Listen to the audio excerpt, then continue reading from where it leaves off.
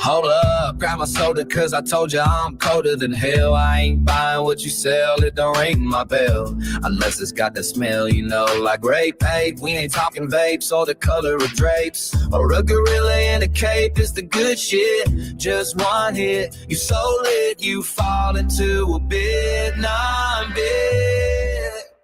What's fucking funny is you're a monkey, a high school flunky, hero and junkie, obliteration of the carnation with gross castration, skewed citations by your intimations.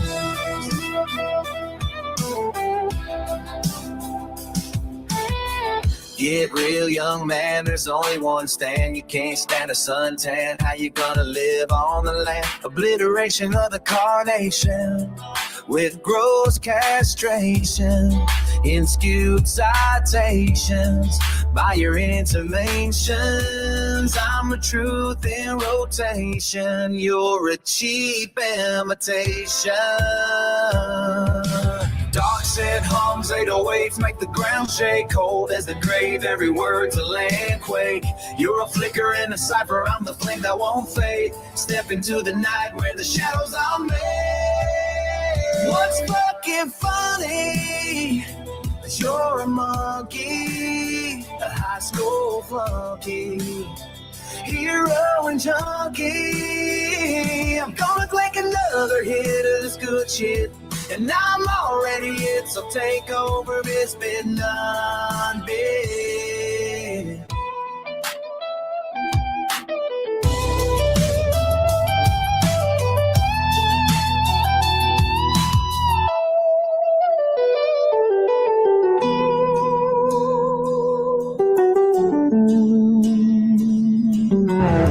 Thank you for joining us at Personality Inventory Mockumentary Productions. Man up, slaves, and hit those buttons, or I'll send ice.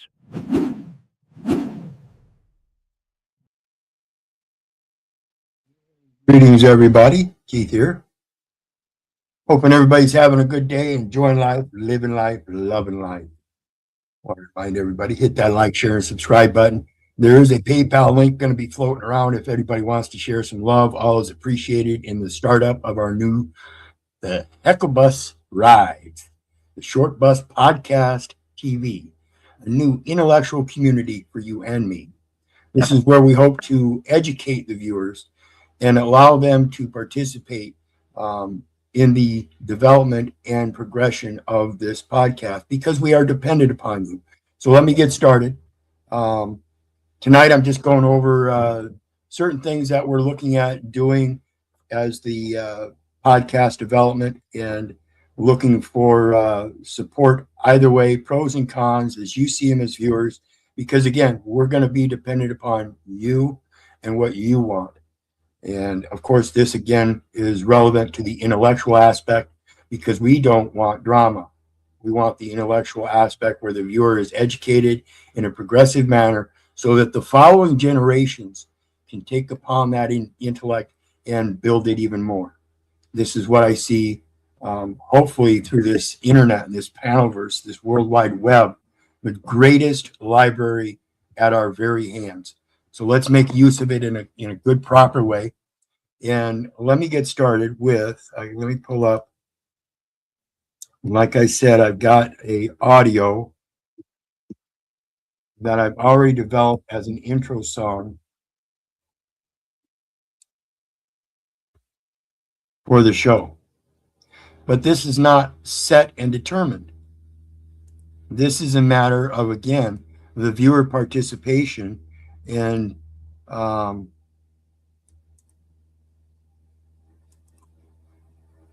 ability for the viewers to provide their own input through both suggestions and their own creative work. So if you as a viewer can develop a short ditty for the Short Bus Podcast TV, and you want to do that on your own and then present it, the more people that we have involved in that type of participation, the more of those kind of things we can put up to the other viewers and do polls on them to have those viewers select the other viewers' inputs. So it's not going to be something that we're going to push as our material. It's going to be the viewer material. And what we're looking at is the progression of going back to nature and doing things that we feel are right in our hand or in our heart, and doing things in our hands that are simple.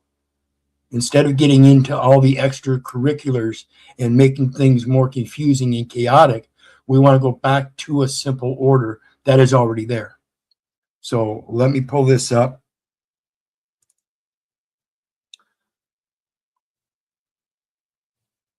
And see here.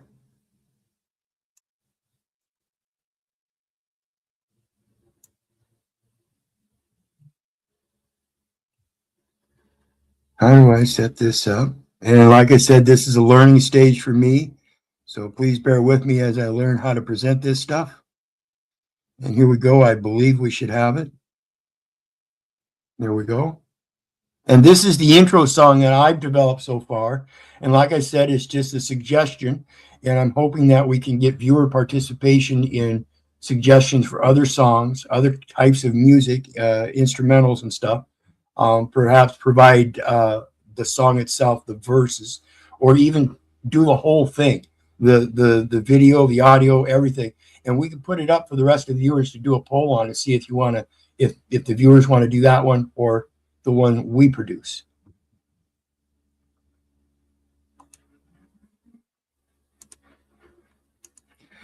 And let me know, make sure that we can hear this, because I can't tell from my end.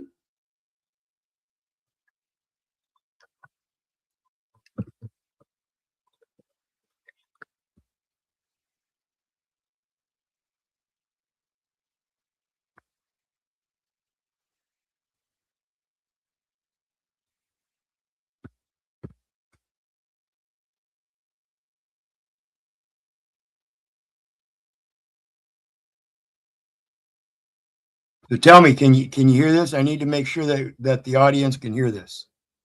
Somebody let me know. If you guys can hear this audio, 1 for yes, 2 for no, please let me know.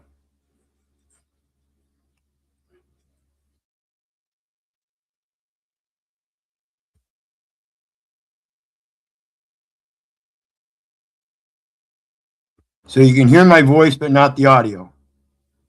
Is that correct? Oh, let's see here.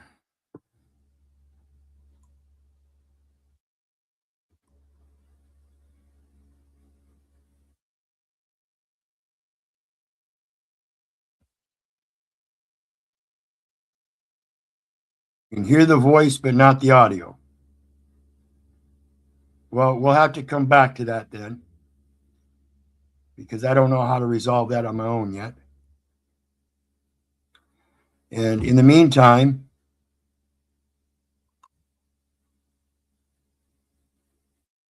we'll get on with the rest of it. And so let me pull up my other screen share here. As we see here, this is the channel that we are now streaming live to. And I've got the 3 videos there. And as we look at them, the paradigm shift, this is the distribution of knowledge and media authority. And it's an essay that I did, and I went over a few of the basic points on it. It's a 20-page essay that I did in relations to what I've encountered in this social environment on the internet over the years that I've been involved in it, many years, and particularly the onset of what we now know as this panelverse, where we're able to get up and do these live panels, which I hope people will hit that link and come join me here shortly. But the paradigm shift that I'm talking about is the knowledge distribution. Like I said earlier, this is the greatest library right at our very own hands. And what it's doing is it's allowing for a massive surge of autodidactism. In other words, people are taking advantage of this and learning from it. While on that, I also admit that even though we are trying to develop a intellectual base here, we will draw the drama. that's something that's going to be inherent. So what we're trying to do here is develop a way for the viewer and chat participation to limit that drama.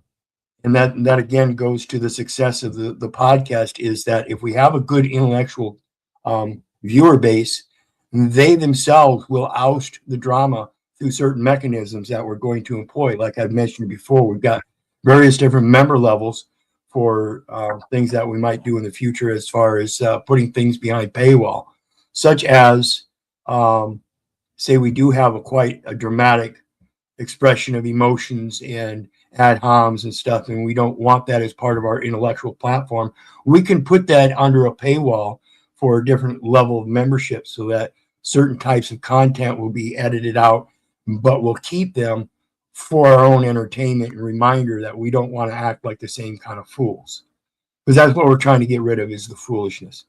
The only way to really progress in our knowledge is to have a good communication, and that deserves etiquette, sources, and the ability to rebut. And this is one of the things that I correlate with my own observances, contemplation, and expression.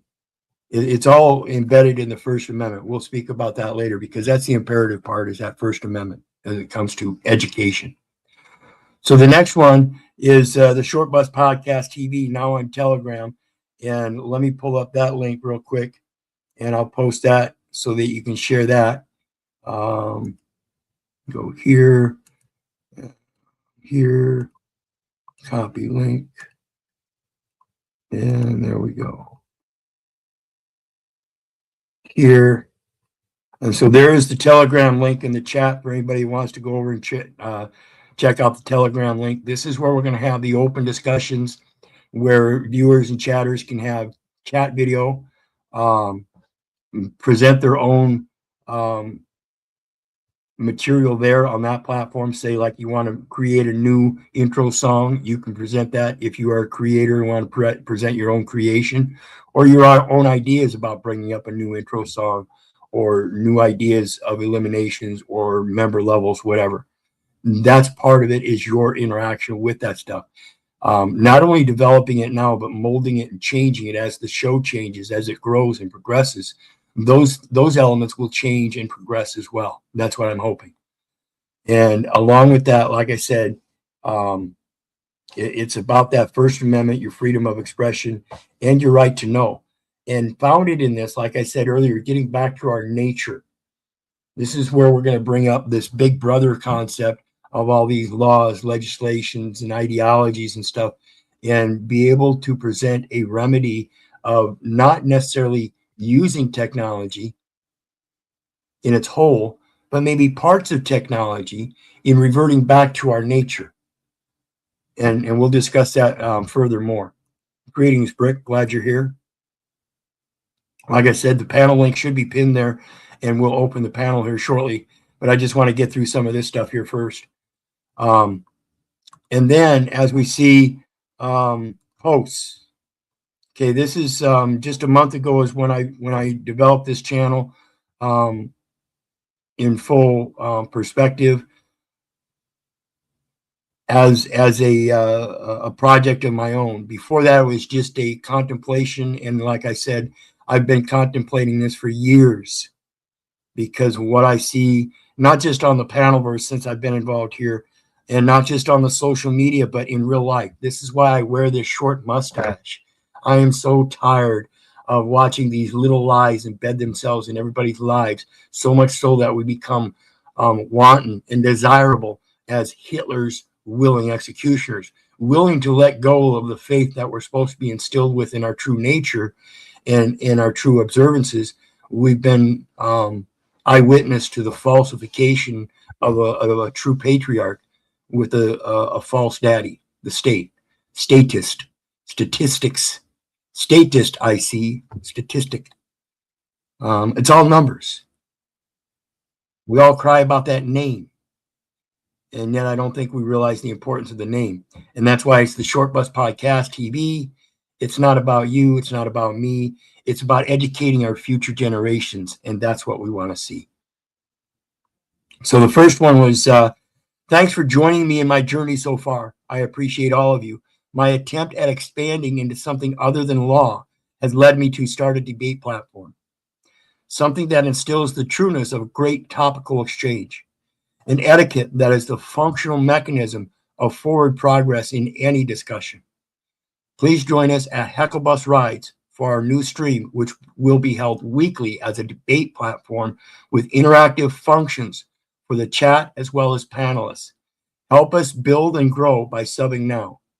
The Short Bus Podcast TV, where you get a short ride on a short bus, one way out the door if you cannot stick to the etiquette required. And that's going to be determined again by you people. It's not going to be a one-time exit.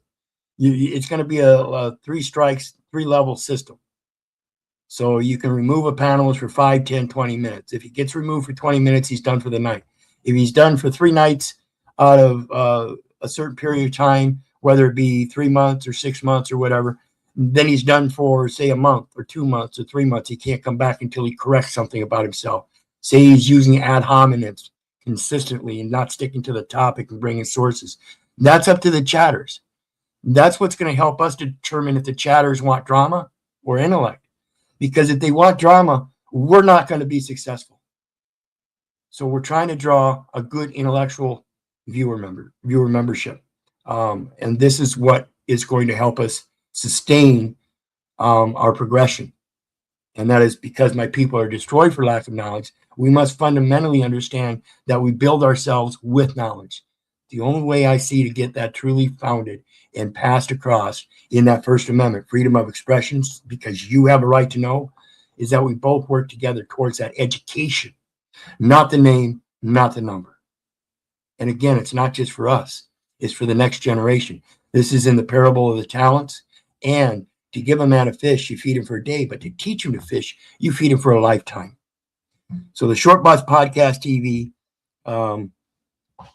this is so that any discussion can effectively help educate the audience to truthfulness of the facts on any topic. Bring your sources, not your insanity and feelers. And then the 1-hour video there I did a brief introductory video. You'll see that. That's the first one. That's hour long. And then this here is where I introduced my essay.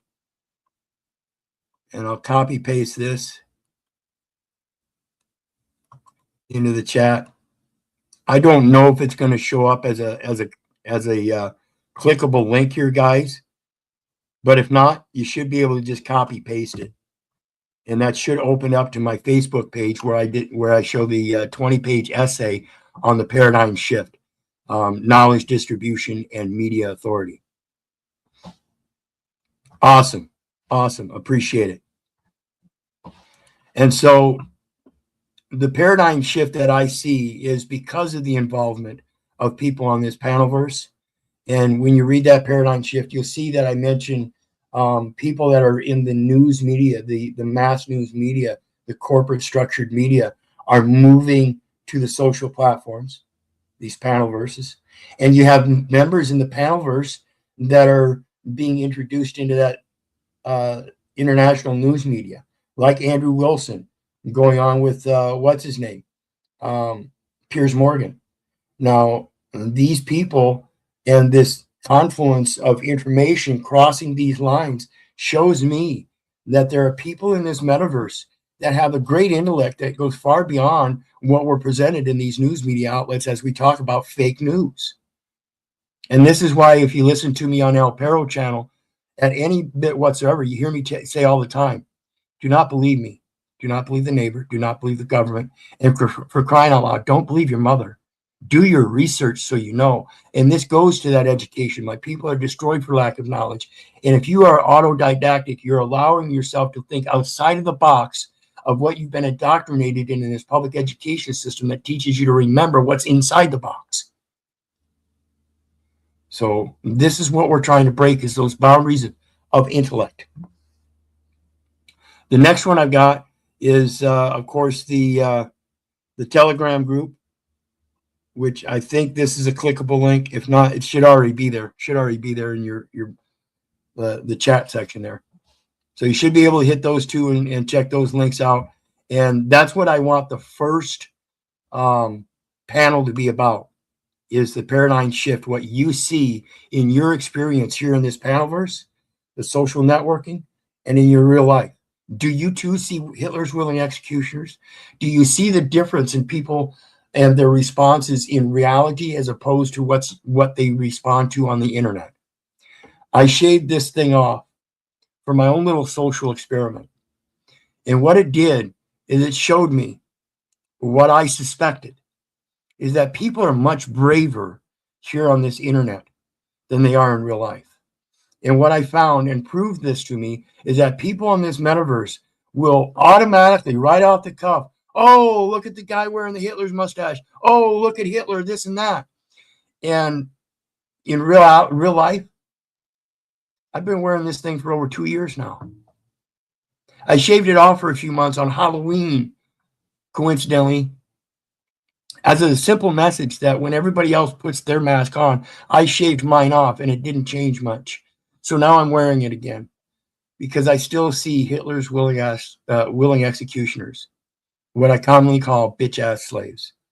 And I'm sorry if you think that's derogatory, but it goes to the intellect of people that prefer the drama and being victimized and professing that victimization as if though there's nothing they can do about it. I'm telling you that there is. You have to quit remembering. You have to learn who you are. This is the first law of logic, the law of identity. And then you have the law of non-contradiction. And if something in life contradicts with what you feel in your heart, then you should seriously question it, because the law of exclusion is the third law of logic. Excluded party. If you don't fit in that, then why are you applying it to yourself? That's the real problem. Okay, in my opinion only. So the next one I got is the introduction to the channel at whole. And it says, welcome to Viewer Interactive Channel Panel Debate Podcast. Hopefully, we are attracting those with not only intellect, but etiquette as well. We are providing a platform where the intellect results in education and progression, and not drama and digression. Be a part of the positive aspect of knowledge, growth, and prosperity. And understand here that this knowledge, this language itself is a technology. It too will change over time. And this is the importance of understanding how the world around us changes and how we need to adopt and adapt to those changes. And we have our first guy up here today. Greetings, Rick. How you doing today, brother? Appreciate you.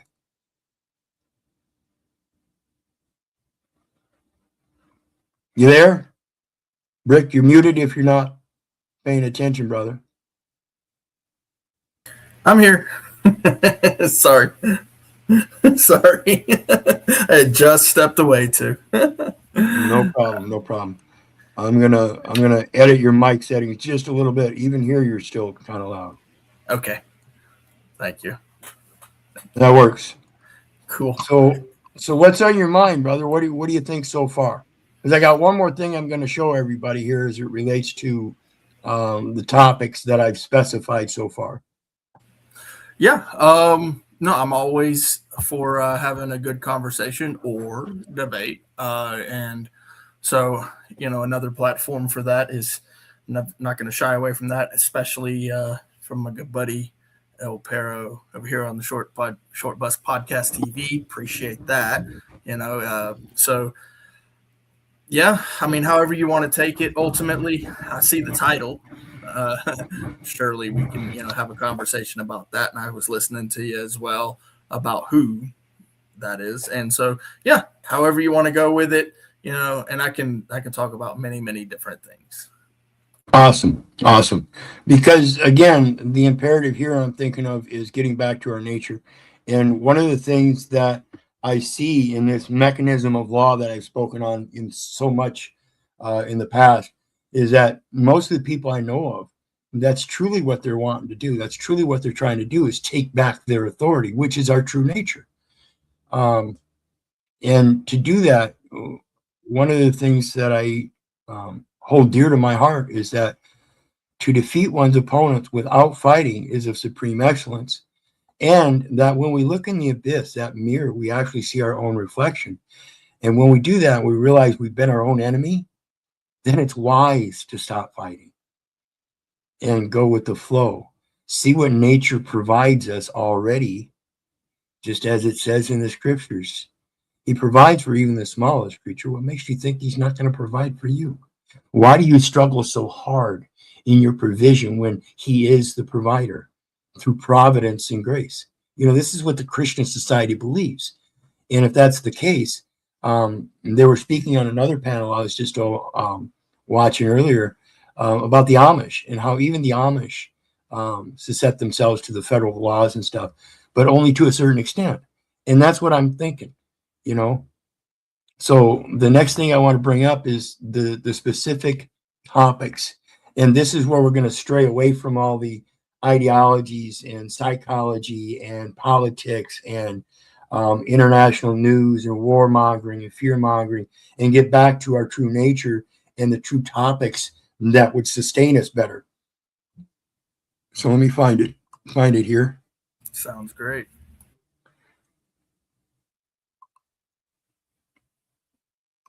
I think I posted it on Facebook. Let me double check.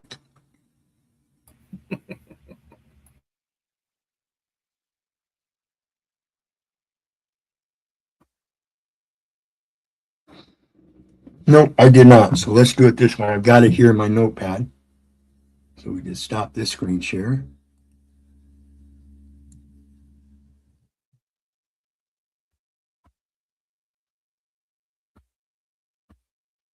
And what do you know in the meantime? What do you know about self-sufficient communities, boondocking, living off the land, traveling sovereign, things like that? What is your experience and knowledge there? So I have had to essentially live in the woods myself. I have a limited knowledge of how to take care of myself out there by myself.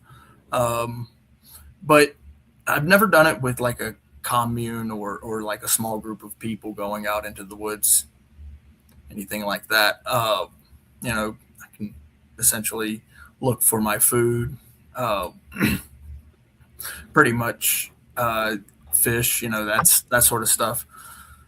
But yeah, very little with other people. So I'm going to bring up a YouTube channel. Some very close and dear friends. But first, we're going to go through this, which is the specific topics. And you'll notice that these specific topics are generated towards homesteading. So instead of communalizing in these big cities, I suggest we go home instead. You know what I'm saying? So that's the way we truly go back to our nature. But not everybody can do it the same way all at once or anything. But there are things that we can implement in our lives, even in these residential communities, such as our own little gardening areas. We can even get together as a collective community in these cities and municipalities and cordon off a section of abandoned property through the city or county commissions and convert it to a neighborhood garden. And that is something that is in mind of the good of the people, because it's one of those community projects that isn't individualized, but it's for the community. Right. And this is how we can bring certain remedies for certain people that are stuck in those communities and can't go homesteading.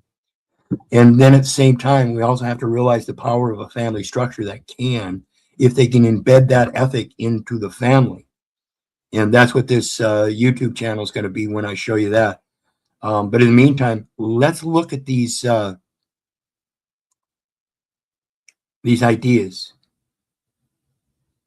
So let me pull this up and let me make it a little bit bigger. And of course, increase the font. So everybody can read it better. And there we go. Okay. So when it comes to the Short Bus Podcast TV, The topics are the sovereign home and garden. And this is what I mentioned, you know, even without place to put in soil, today we have hydroponics. Okay. You can set this stuff up in your basement, folks. You can have an outbuilding where you can set a whole garden up inside of a building with no sunlight. I would recommend that. It can be a little bit more expensive and more efficiently if you had a greenhouse. It would be much more effective. But I'm saying, you know, the technology allows us to do it inside, which is not normal for most things. And so we have hydroponics versus regenerative soil. Does the sterile efficiency of high-tech hydroponics outperform the long-term microbial health of traditional back-to-nature soil building? And that's another topic that I want to bring in is the soil building. You'll see down here I have a special topic. Oops, where is it? Water shedding. I hear people sometimes say, and I'm not going to limit it to any one person because I've heard it several times from many people, that they can't live on the land where they're at because the land is desolate. Okay. And when we think about that, we have to understand one of our jobs as children of this great creation is to tend the soil, tender the soil. So when we run across soil that we would call desolate, our true job is to express our talents and watershed it, bring life to it, show that we too are part of this co-creation or procreation as a co-creator. We observe our true nature around us and see what we can do to bring life back to those desolate areas. They're doing this around the world when it comes to taking over these desert lands and dry, arid soils. They're rebuilding forests, and they're doing it in several ways. The piezoelectric greenhouse is harvesting energy from rain and wind via piezoelectric sensors and viable path to total off-grid garden automation. Can we do that? I mean, there are micro screens that you can put up and literally use as fences in between you and your neighbor in town that will collect moisture and create your own water collection system just off of what many would call a fence. You could use certain materials that would make it an effective fence and serve other purposes. Greetings, Colin. How are you doing today? I'm doing great.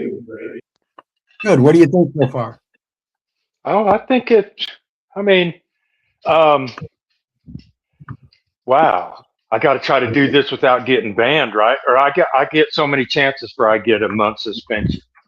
I mean, I like it, but I mean, and just be listening to you setting it up, it almost is like redundancies. It's like I'm not too sure why all the redundancies or what the thing is, but I know it's something that you're just planning. So like I put on that one thing, it's like, man, let's just get to it. Let's just do it and you know, see how the how the chips fall as they may or something. Well, and that's part of the thing about having the chat interaction and the intellectual part. See, I want to draw people that are already familiar with hydroponics and regenerative soil techniques, such as garden bedding. You know, instead of digging up the soil, but doing actual garden beds, things like that. Which is better? We know down South America, the Aztecs and stuff, the Incas and stuff, they built soil themselves, right? Isn't that what history finds? Why aren't we still doing that? Yeah. So, Well, I know that if you start changing the floodplain, you're going to come into a bunch of problems. You know, when you do the water shedding and you know, if you have your ground is desolate, you go out there and you start changing the waterway or changing the floodplain, you can face a lot of problems. Oh yeah, and that's why it's important to understand. And we'll go over material from Victor Schallenberger and how river flows. And in the river flow, there are vortical currents that create an implosive energy. In other words, it creates a positive energy through a inward vortical. Whereas mankind uses explosive energy, he finds that water in its own current creates energy and fluctuates all the nutrients along the riverbanks And so it has multiple purposes, and it's an implosive energy. And that's, again, in respect to the piezoelectric. Is a piezoelectric charge that we get from Mother Earth by grounding both ourselves by going barefoot or putting copper and zinc rods up beside our plants and creating actual electrical charges that pass through the plants, that piezoelectric, is that a better positive energy use than this massive generators and stuff? Are there ways that we can use the water currents that we already have to generate our own electrical grid systems when we live off the grid? I mean, shouldn't those collective power sources be for communities, and then those that want to live off the grid be able to have the same micro scale type technology in use? I mean, we all have the same beneficial use of that technology, correct?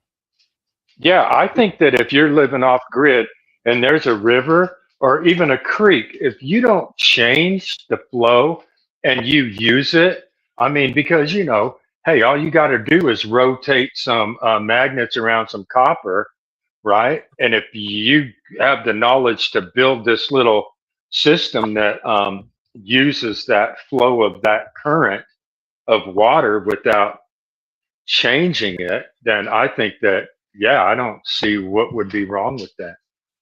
As in, like, even a community or just a lone person to go out there and have an apparatus, they would sit over the creek and propel and bring electricity to themselves if they need it. Absolutely. And that's what I'm talking about. You can make simple devices that run belt-driven systems that would be hooked up to a generator that isn't going to cause any pollution. It's just generating electricity. There's no carbon footprint or anything. None whatsoever, folks. So we got to think about this stuff. And so What do when you it think comes, about that carbon footprint, though? I mean, and just speaking about that, and in that is like, what is it that you think as us as I don't know if I'm going to use words loosely, like individuals. Like, what do you think the responsibility of a carbon footprint is knowledge, when we're doing this stuff? it's always, excuse me, I'm getting a drink.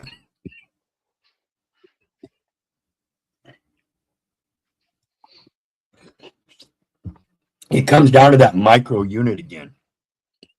We have to be knowledgeable and sensible. So when we think about the carbon footprint, we have to understand the plants that give us oxygen actually live and thrive off of carbon monoxide and carbon dioxide.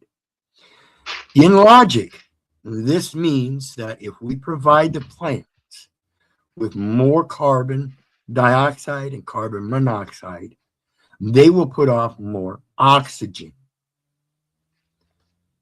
Does that make sense? Yeah, I agree.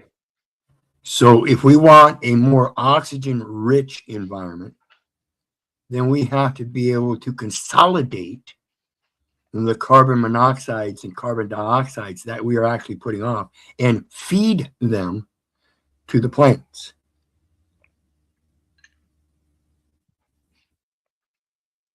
That's it. They found microorganisms that will eat plastic. Nature already does it, folks.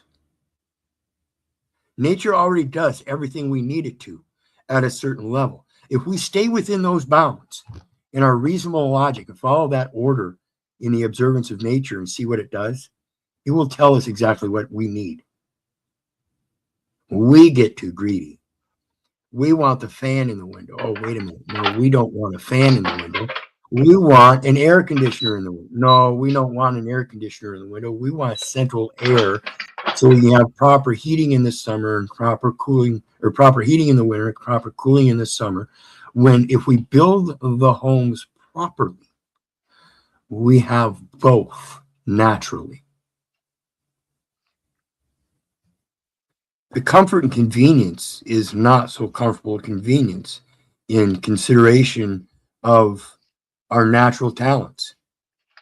You know, our current air conditioning system started off of a bucket sitting in front of a window with a breeze coming through, and it was filled with ice. Air conditioning. Guess what? We've had a lot of social conditioning to comforts and convenience that if we went back to the simple tactics, we would find they serve us much better.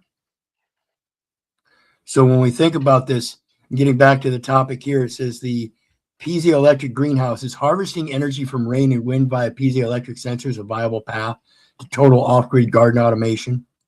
There are many things that we can do, particularly, again, if we observe nature and what she does. Residential zoning versus food forests. This is what I'm talking about with the community gardens. Should local ordinances be abolished to allow front yard micro orchards in place of decorative lawns? You know, when we talk about the micro orchards, you know, we're talking about generally that's orchards, that's trees, grapevines, things like that. And when we talk about trees, you know, you can splice trees.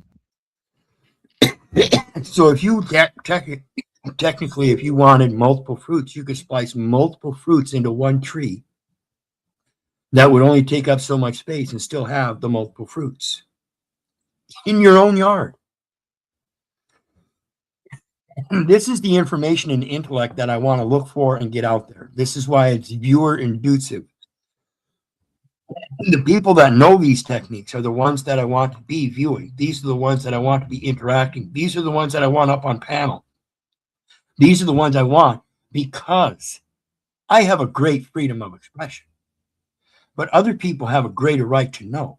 So if I don't know, I want those that do a great expanse of knowledge of how getting back to our nature is better for us. Okay? And pipe up if you think anything I'm saying here doesn't make sense. And as you were speaking of following automated irrigation versus intuitive husbandry, does reliance on moisture sensors disconnect the gardener from the spirit of the plant? This is the right to cure base right here in that the parable of the fig tree. You know, the caretaker wanted one more year to take care of that fig tree to see if it would produce, because this year it didn't. So they were going to condemn it and cut it down. And he said, no, let me give it one more year. It may have just had an off year. You know what that is, don't you? That's the Sabbath that these Christians pose. The paying Sabbath to Mother Earth, giving it a break every 7 years. We have to learn how to give things a break. Do dams give nature a break? Nope. Heirloom seeds versus optimized hybrids. You know, this technology of making plants that can bear winter weather so they have a full-length season so they can bear fruit at the end after they've already been frozen. This is, you know, do you see oranges with seeds in them anymore? Anybody out there get oranges with seeds in them? Yeah.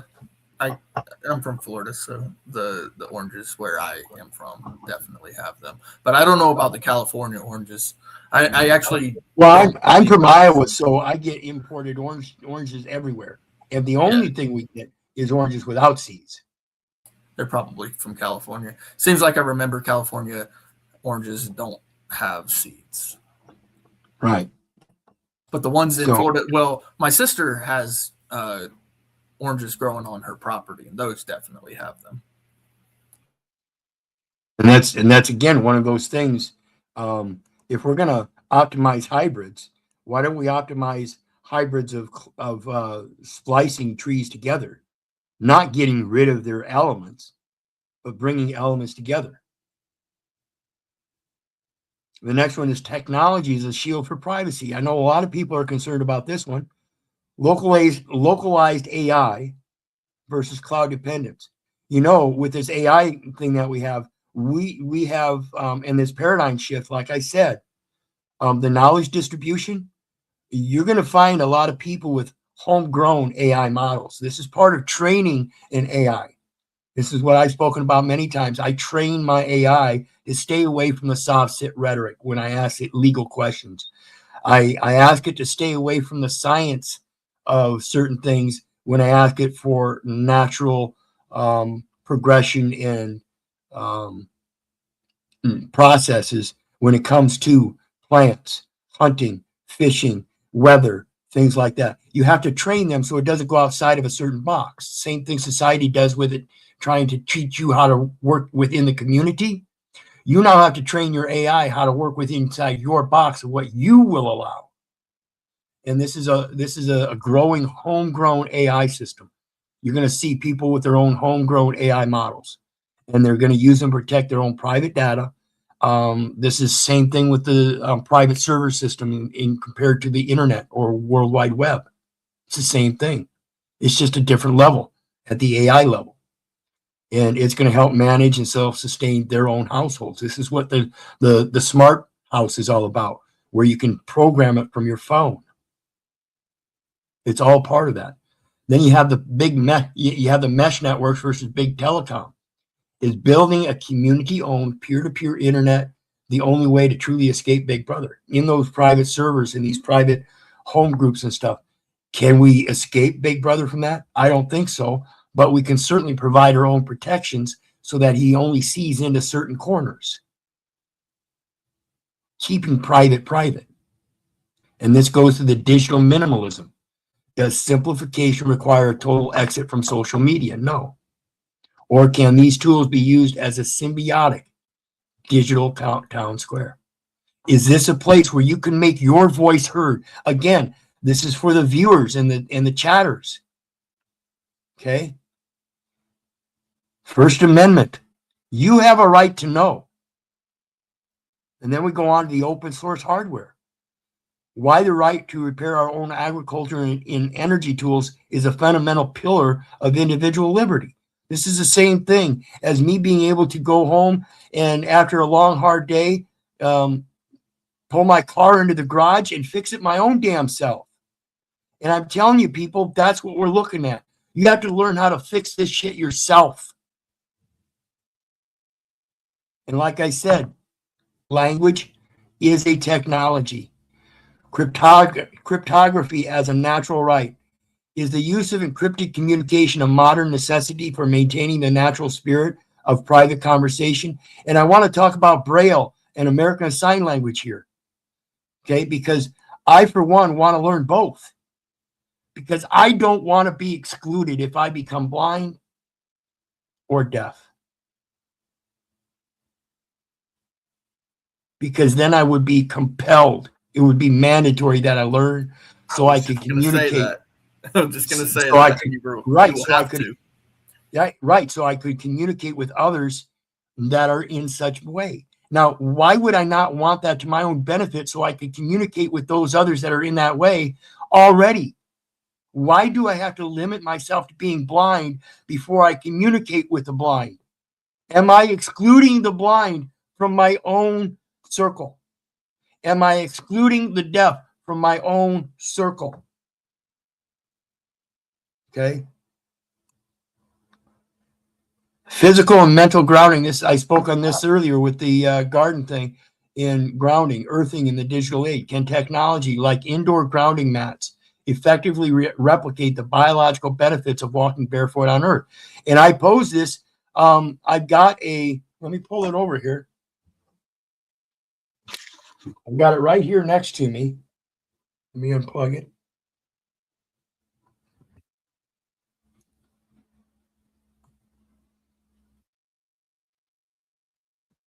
I have myself right here what is known as a sweep function generator. It's a wave generator. And you see it has frequency and mode, right and left. And I can program any frequency in here I want. And then using the two things and hair bands, I just band them to my wrist. And all they got to do is touch my skin. And that what it's doing is it's using that frequency. It's a piezoelectric frequency being sent through those two prongs. And supposedly, and I can't tell you physically that I actually felt anything in it other than the slight warming sensation because I had to turn it down to a certain level. Otherwise, you would feel that voltage going through there and it actually burns. So you turn it to a level so it's not hurting, and it will leave marks. Like I said, it will burn, it will leave marks. And so the output level, you turn it down so it's not going to leave marks, not going to burn you up, but you can still just barely feel it. And that's all I can tell you. As to its actual effects, I can't really iterate that because I was doing so many other things as it relates to the lung cancer. And that's why I got it, was to help with the lung cancer. But I was also I also took supplemental nutrients, cell salts, RSO, all kinds of stuff. And so I can't really say it was a remedy, but it was part of what I used. And so in that, back to the physical and mental grounding, I hope this platform is part of that mental grounding, help bringing people back to that intellectual side, the reason and logic process, rather than sitting in your emotions. Get rid of the drama. Only you can do that.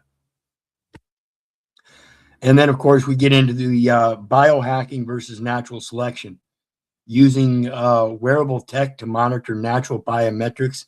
Is it a helpful tool or a digital leash? Are you limiting yourself, or are you observing yourself in too much of a situation where you're letting that be your own bounds? All kinds of things that we need to explore in this stuff and find out for ourselves what is true and what is not.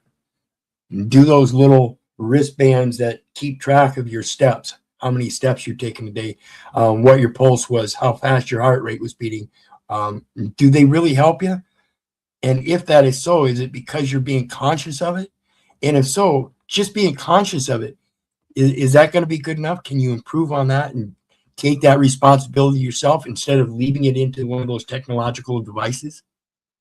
Is that one of those technologies that you could do without by taking on that responsibility yourself in your own true nature of maintaining your own health and not having somebody else to remind you that you're looking fat? Can't you look into that mirror and see yourself? Again, it's looking into that abyss. That abyss is only going to be a mirror, a reflection of what you put into it. The abyss of screen time, how to utilize high definition media for education without falling into the psychological trap of digital escapism. This is the groupthink safe spaces that I talk about. I don't want this to be a groupthink safe space anymore. I want this to be an intellectual, progressive place where we can see ourselves and others grow, not by putting each other down, but by helping each other out with our own education. To feed a man a fish, you feed him for a day, but to teach him to fish, you feed him for a lifetime. And we're going to talk about this in the aspect of fishing, hunting, sewing, churning butter, agriculture, plowing, all of it as a diverse set of talents. We have to bring that diversity together. That's where we're sustainable. We're very vulnerable in our own independence. Me, my singular right to express myself is a great right, but it's very vulnerable on my side. But diversity says that with everybody else's right to know, it impounds the importance of that expression and right. It makes it exponentially more important in you.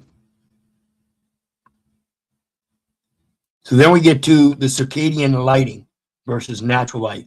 Can smart bulb technology effectively reset a human body clock damaged by urban living? I've got a couple of these too. This is another thing. Got one right here, and then my companion's got a electrical one that you plug into an electrical outlet. But this one right here is one of those such things.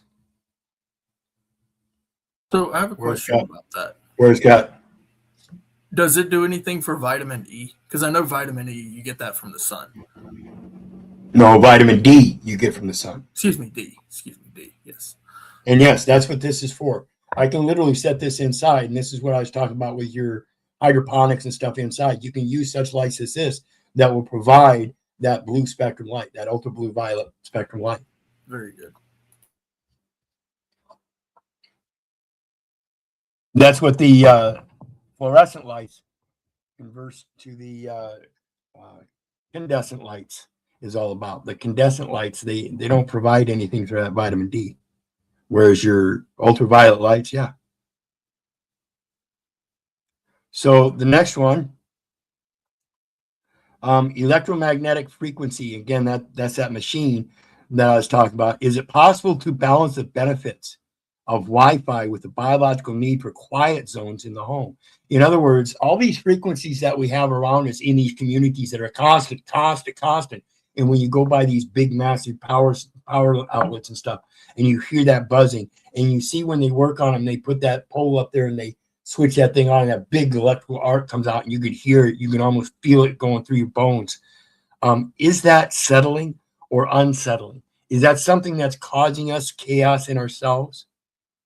Is it wise to get away from that stuff for a while? Like I said, a man in his stoicism requires his own solitude.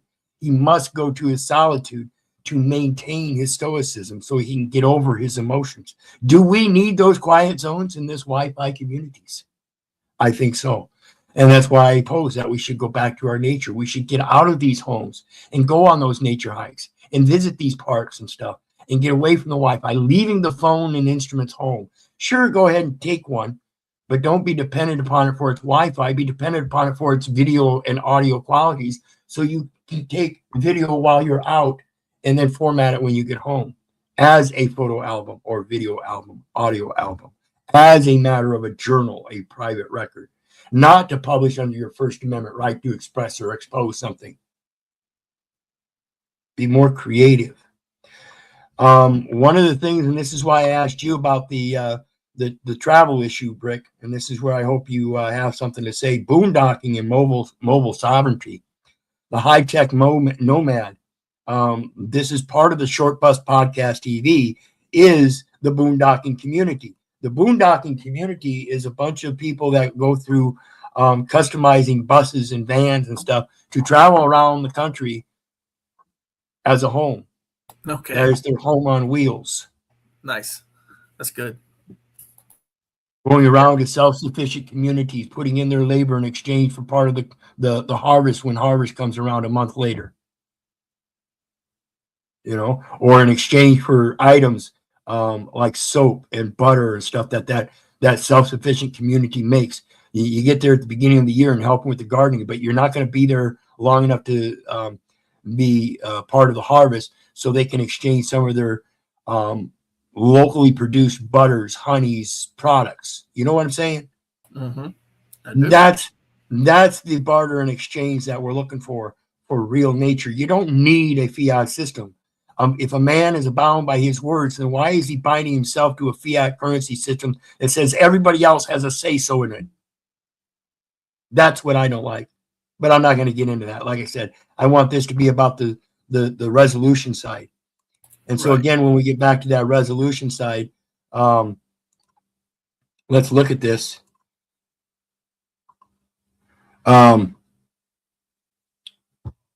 The high-tech nomad, can one truly be closer to nature while living in a vehicle equipped with Starlink and lithium power walls? You know, how far are we going to take these short bus conversions? Is there a limit to the technology we should be using? Again, if we're going to go out in nature and observe nature, and I just told you to leave the phone at home, what about these mobile societies? Where is it they leave that Wi-Fi? Because they have to take it with them. So how do you turn it off and on? That's what we're looking at there. You know, and what are you using for it? You know, what are the power cells? Is the objective reality of the danger of that lithium power cell blowing up and destroying everything, including any pets or family members that might be stuck inside, including yourself? Is that worth it? Mm-hmm. Right. You know, we hear some strange things about how those things just magically just fucking start burning up. So what do we do to mitigate that? Okay. That's why I want to have these discussions.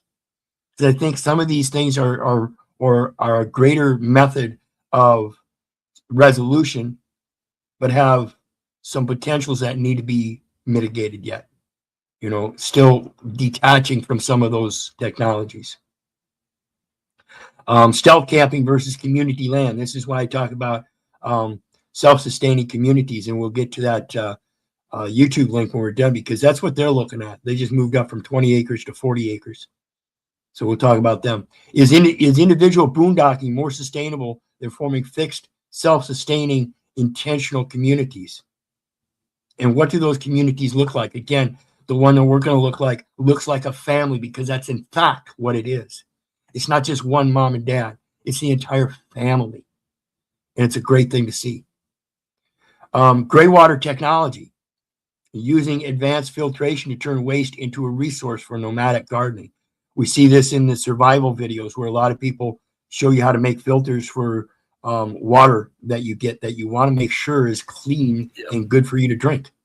Yeah, you can't see me, but I'm shaking my head. Yes, yes, yes. This is very much a it's known, it's common practice, but still needs to be addressed. Yes, absolutely. I think it's an essential thing, particularly coming up on and what I call a divided nation in regards to the apocalypse. If you really are for the apocalypse and you think that's what's coming, you better have a way to provide a clean water source. I think it would be imperative that everybody learn this simple stuff to do that. Otherwise, you're making a big hype of not having clean water, because it is really simple. The next one, solar thermal versus photovoltaic. Again, you can have a black roof and make very good use of it, both for interior heat in the wintertime as well as heating water. So what is the uptake of photovoltaic in efficiency or proficiency in being able to do both, or other extracurricular things, such as converting that photovoltaic to actual electrical energy? Which technology better aligns with the natural order for heating and powering a mobile lifestyle? And not just mobile, but, for your gardens and stuff too. Greenhouses, the solar thermal effect versus inside electrical lighting for hydroponics and stuff. So we're seeing a lot of things that cross different technology and stuff, but we want to separate them out. And then people that have sources will come with sources from various different walks. The ethics of leave no trace. And this is the conservation thing about the plastic straws that were legislated out, plastic straws and paper wraps. If the real effect is leave no trace, then we better be better than the legislation that outlawed plastic straws and paper wraps to only resolve it with paper straws and plastic wraps. There's got to be some kind of progression there, and not some stagnancy where we just go do the exact same thing in a different form. Okay. How high-tech waste management, composting, toilets, etc., allows us to inhabit nature without scarring it. Without scarring it. And did you guys know that in order for these communities to be built, they literally have to condemn the land of its natural use so they can convert it for commercial purpose? Literally, that's what they state in law. The land that you're sitting on with that house, the land itself has been condemned by people who can't condemn it.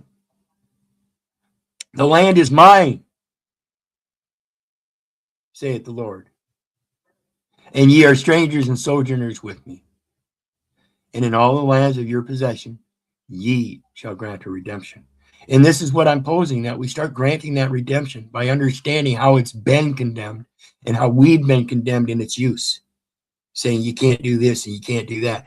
I beg to differ, and so does the Christian scripture.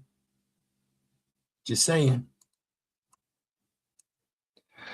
So the special topic, as I mentioned earlier, is water shedding, the living water, technology and natural flow, vortex versus velocity. In residential irrigation, is it better to move water through straight PVC pipes, conventional, or through flow form geometries that mimic a mountain stream's natural spiral? Implosion versus explosion. Like I said earlier, I mentioned Victor Schauberger.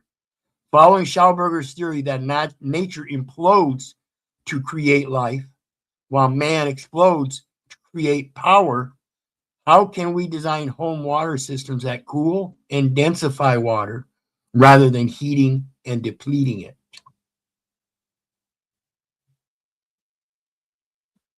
The memory of water. A debate on structured water. I don't know if you've heard about the different structures of water, but I think they say they found the fifth structure of water, which is a gel. Can digital or magnetic tools effectively restore the natural hexagonal structure of municipal water for better garden yield and human health?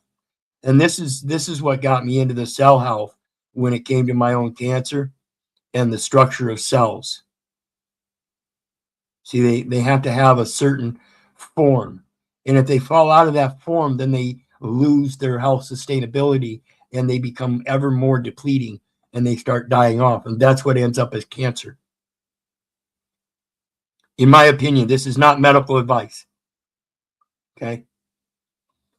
The next one is the cooling the watershed, discussing the thermal balance of soil. Does traditional dark soil tilling, which heats the earth, destroy the water cycle? And can microforestry tech help maintain the cool temperature water needs to remain mature? And I say this in aspect to those arid areas, that's exactly what they're doing. They're using microforestry tech to help maintain the cool temperatures water needs to remain mature and to remain in the soil instead of evaporating right off of the dry earth. They're finding how they can place leaf litter and mound it up so water collects in pools and makes use of that leaf litter to keep it cool on top and moist so the water stays in the soil instead of being evaporated completely out. After a time, that soil slowly converts as you build it up, and it's called building soil. Biomimicry in filtration. Again, this goes to that filter thing I was talking just a minute ago, comparing high-tech reverse osmosis, pure but dead water, against biological living machine filters that use plants and vortices to purify and re-energize runoff. And like I said, with Victor Schauberger, he showed how rivers stir up the nutrients. And when we're talking about pure but dead water, all those nutrients are missing. This is what I warn people about with the buying water from the stores and stuff. Sometimes it's been denatured, is what I call it. They take all the nutrients out. What nut wrote this? Big Rick, come on. Pay attention. These are the topics I've come up with. I wrote it. And I must be the nut. I must be the nut. If you have a problem with it, there's a link. Come on up and let's talk about it. Otherwise, your language shows me exactly what we're not looking for. Pay attention, folks. Again, it is viewer participation. So if that's what you want to build, come on up and build it. In the meantime, back to it.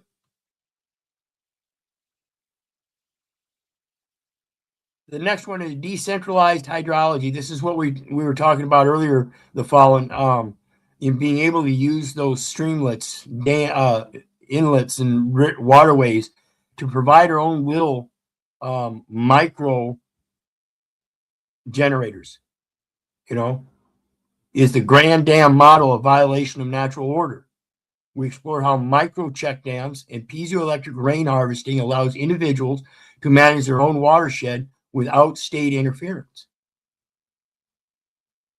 Okay. The copper versus steel debate. This is another one. Schauberger famously claimed that iron tools de-energize water and soil. Should the modern, think about this, smack a hammer with another hammer and see if it doesn't magnetize each other.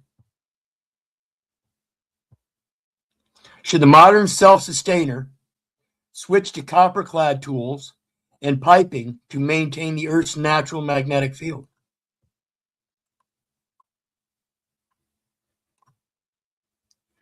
Rainwater is sovereignty.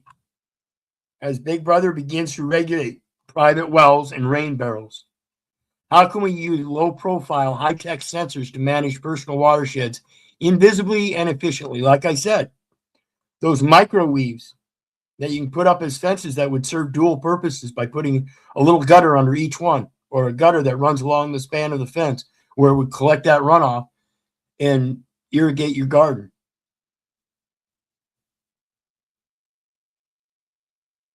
Okay. What do you think so far, guys? Looks good to me. I mean, if you're talking about water shedding, I mean, yeah, so like you're about to get into it a little bit right there, but when it comes to the regulations and stuff, you know, obviously could get into that. But all of the techniques that you're describing certainly viable, useful, and should be done. Should be, ought be. Well, yeah, I think it's that thing about providing comfort and convenience that makes people think that that's better because it's comfortable. It's more convenient, therefore it's better. And what we find today is that a lot of people like these data centers, we have to understand how far technology's gone, and the capitalism about it is that it's gone so far that people have willingly and voluntarily said, okay, for so long, that these things are popping up and saying, well, we already have the will of the people because look at what they've done already. Look at where they're at already. And again, when it comes to this paradigm shift, I see it in reality too. I see more and more self-sustaining communities. I see more and more people going off grid. I see more and more people going to boondocking and living out of the vehicles, not just a car, but actually making their vehicle their home, tiny homes on wheels and stuff. And I see more people living in houseboats and doing houseboat communities. I see more people doing all these kinds of things, trying to get away from Big Brother, but not being able to. And that's because I think it's more of a working with in a symbiotic nature to show that there are two different places that people can operate. And you can, in fact, operate on both sides. If you want to be employed in the system, live in and work in the community, but live elsewhere and still provide a homesteading way of life, you can do so. It depends on how much gumption you have in this society and how much hate that you might have in yourself against the society that you want to isolate in that homesteading rather than participate. And again, that's one of those aspects that I see in this paradigm shift. We see a lot more people that are wanting to go that way, but they can't. They can't go straight out to homesteading.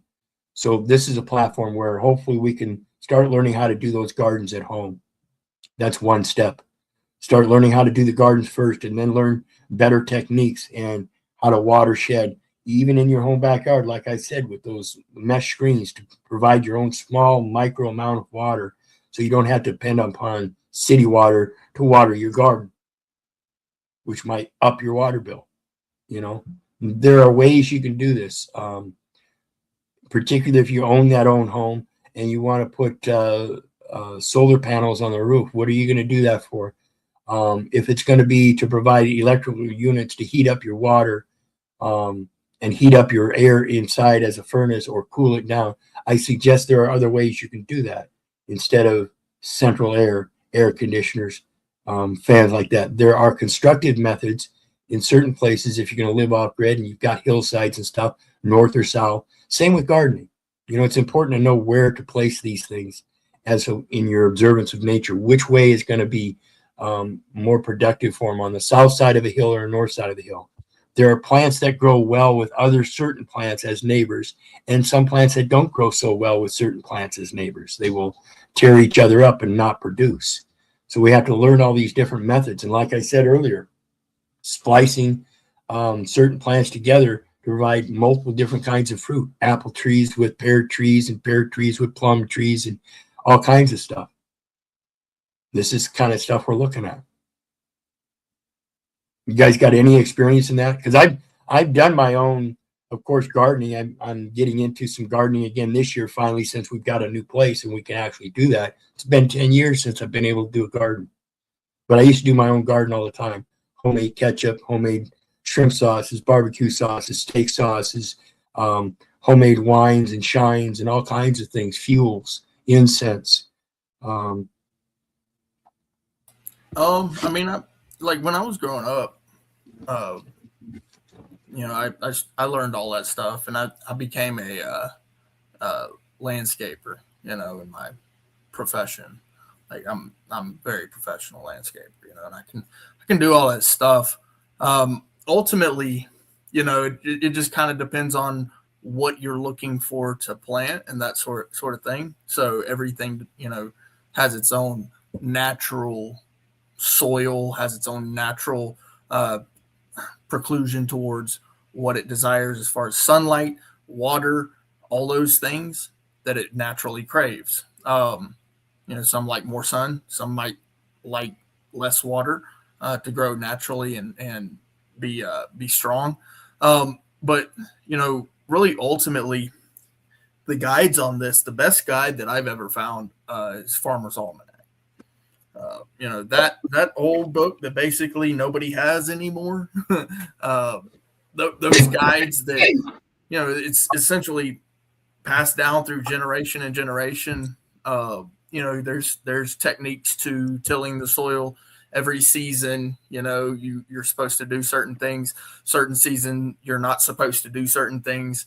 You rotate crops, things like that. Like if you grow watermelon, it draws a lot of the nutrients, a lot of the water out of the soil, so you can't plant watermelons in the patch every year, kind of thing. So you actually have a lot of technique in a lot of that stuff, and especially when it comes to the watering.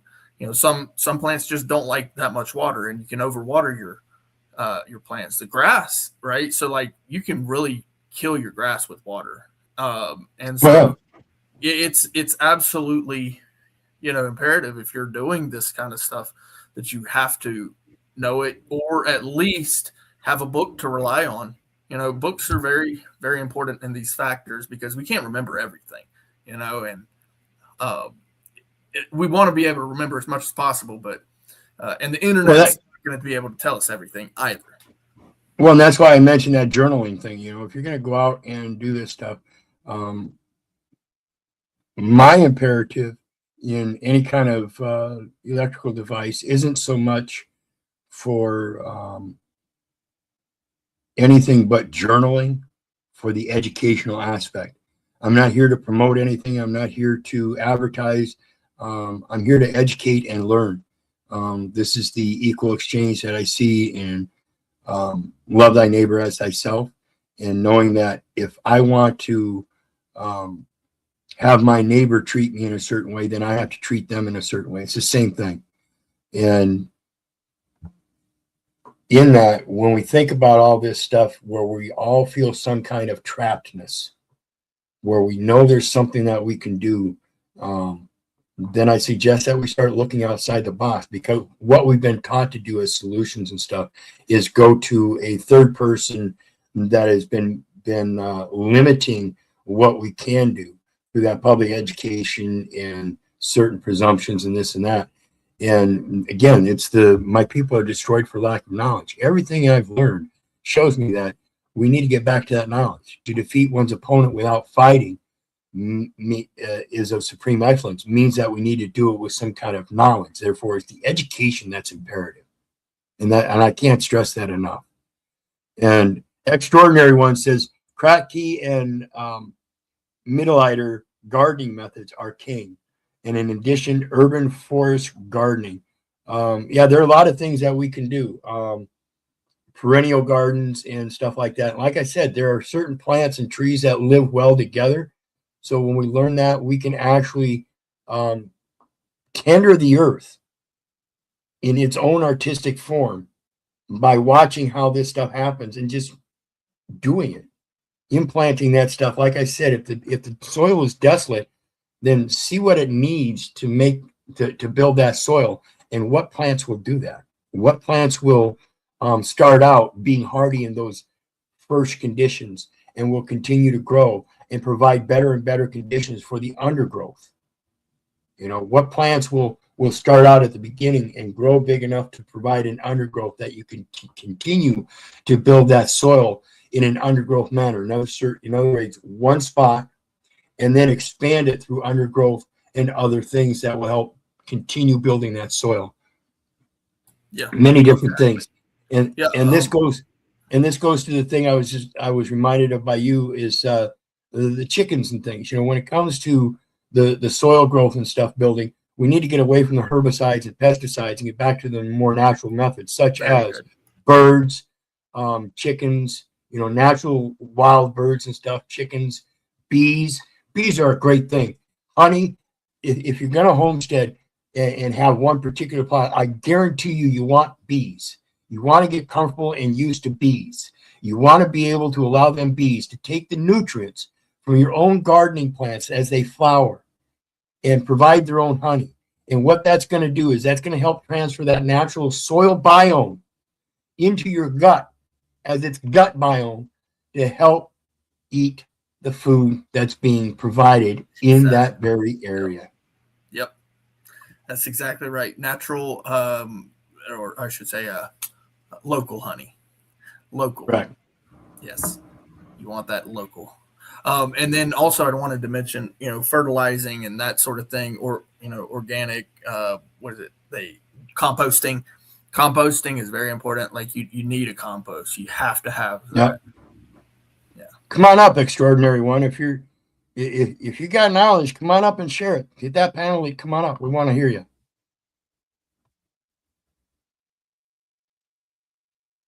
Got plenty of time. And real quick here, make sure everybody has it. Let's see here. Panel stream.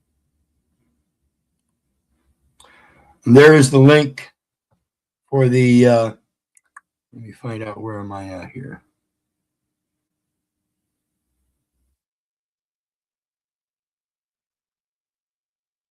Thought I had this channel up. I do not. So let's go here. Wrong one. There it is. Let me copy paste these two links again, just in case. The one link here is, holy shit. That's not the one I want. Sorry, folks. I'm learning.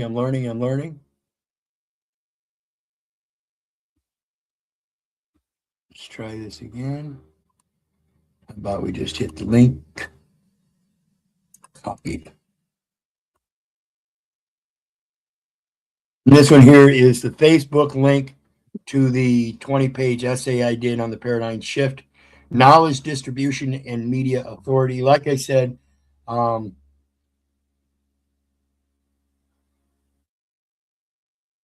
on up, extraordinary one. If you've got knowledge, we want it. The paradigm shift is knowledge distribution. We want you to distribute your knowledge because you are a media authority. If you're commenting on it, we want your authority, your experience. We want to know what you know. Why is organic so expensive if you don't really do anything to it exactly? Well, it depends on what your definition of organic is, and that can be confusing at times because they use many different definitions. And this is why I say just get back to natural methods. Right. Yeah. Organic's a label that they put on stuff in the grocery store, my man. Yep. And then, of course, the next.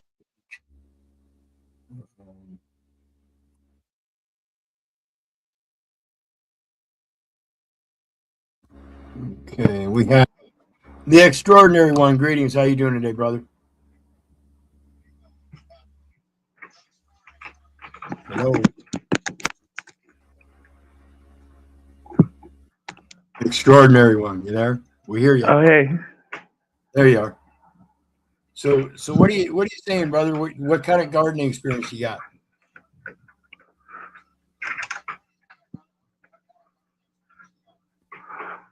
I've helped out with a few farms, but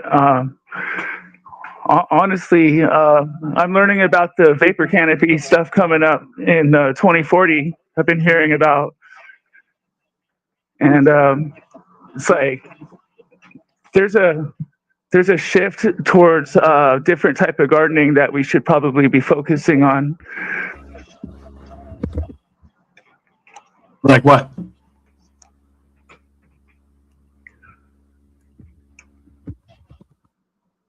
Hold on, I got a echo. Oh yeah, if you've got an echo, you've got another window open somewhere. We're not getting it here though. Okay, it was YouTube. I forgot to stop the YouTube. Well, I don't know. I'm kind of just learning about all this stuff, but it seems like the climate's going to be significantly different, and the the awareness and the planning is going to be central to our own survival. And It's like can you explain what that is when it comes to that vapor canopy? I know what you're talking about, but for the viewers, I want them to get your viewpoint first, and then if I can clarify anything, I will. yeah, it seems like every I guess the record is every 138 years we end up with a natural phenomenon that causes the sky to cover with moisture to the point where it blacks out the sun, and it's rumored to be from different things such as volcanoes, underwater volcanoes going off, creating a vapor barrier. And the last time we had one of these was in, I think it's every 3 cycles. So it was over 500 years ago that we had a significant vapor canopy. And all of this has been covered up in history. So we're just now piecing all of this back together so we could figure out what to do. But there's a significant amount of evidence showing that this is something that we have coming up. So it's a really good subject to talk about. I think that the lowest technology options are going to be the most significant. Just like forming electricity, we need to localize it.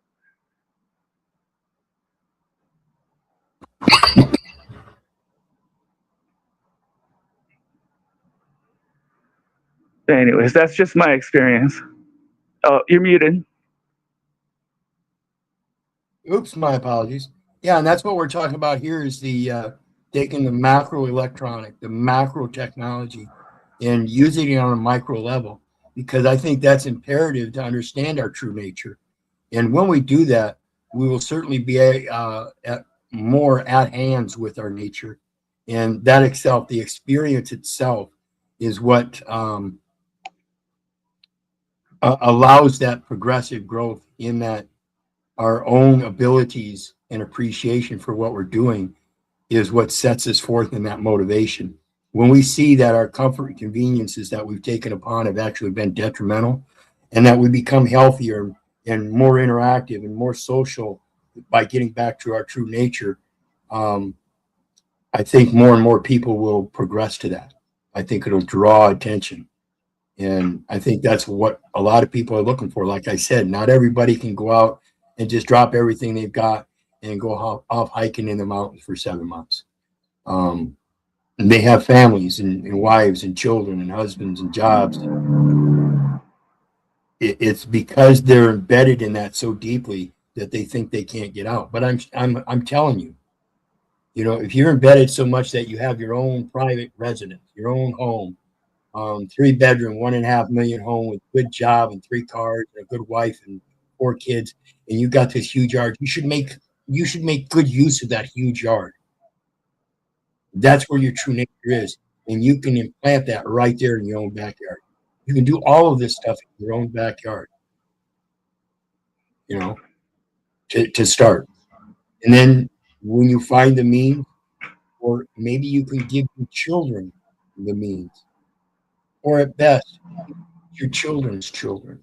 One day, we hope to instill the means of being able to go back to nature and do better than what we are now.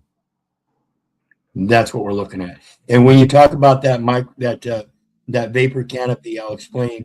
I want people to think about the carbon monoxide and carbon dioxide discussion we had earlier when it comes to the plants and the exchange of oxygen, because that has a aspect of it in it, while at the same time talking about the mud floods, the Great Flood, and as well as Chicken Little. The sky is falling. The sky is falling. Yes, it's a cyclical thing, just like the ice age. You know, it's a cyclical heating and warming, or heating and cooling, heating and cooling. Same thing with the drying and moisturizing, drying and moisturizing. They're all cyclical, and if we pay attention to them, we can prepare for them.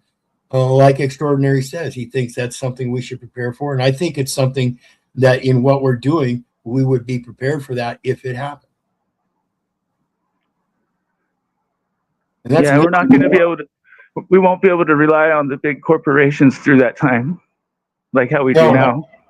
No, not at all. They're going to be dependent on the data plants and the solar fuels and all that, right? The Teslas and all the fuel stations that are restricting the fuel for the Teslas, because you got to use a Tesla, but only they'll be able to use fuel to fill up to generate the generators for you to top up your car, right? You know, it's not such a great benefit when you see how much it limits you.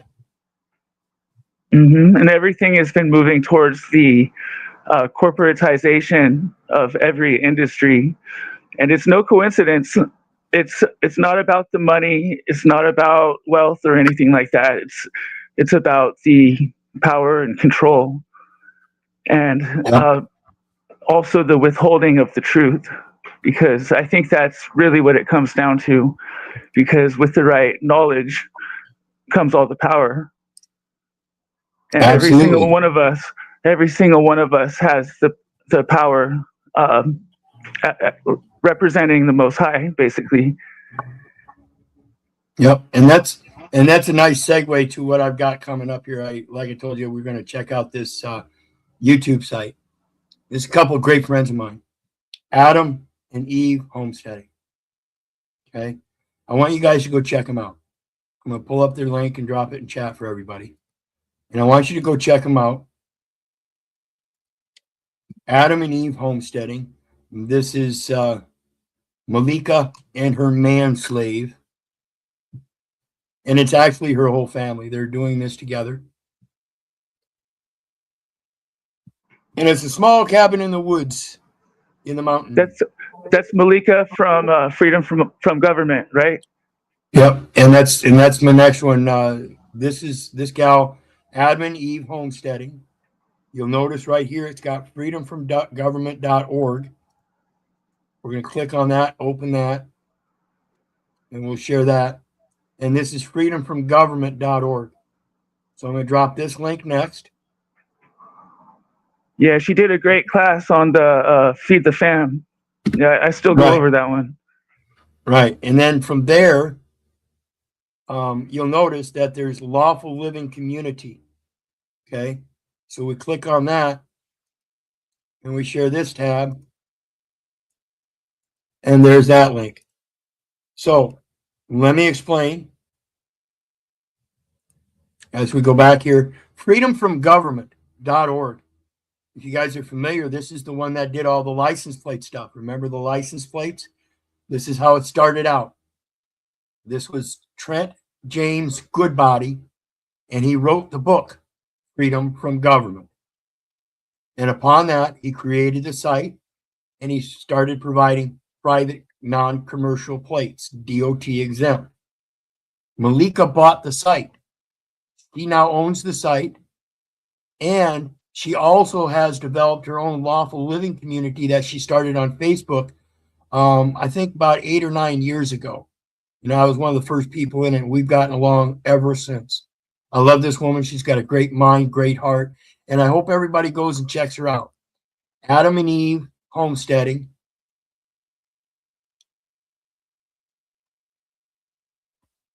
freedomfromgovernment.org, and lawfulliving.com. Go check them out. If you really want to start participating, that's a great starting point. All kinds, they cover everything over there. I've been part of the community for a long time. I don't attend so much anymore because I've got more things going, but go over there, check them out. You'll see me over there now and then. I still post every once in a while. We still keep in touch. We're great friends. And I think if you guys get in touch with her or watch what she's doing, I think that will help you understand a little bit better of what I'm talking about here with this debate channel. We need people that want to put the drama down and get into reality. Start speaking about the truth of who we truly are in our natural person and our natural capacity. That's the only way to be good people, is to be the good people this world needs. Quit getting in the victim and the dramatization and flipping to ad hom and straw man attacks. We don't need that anymore.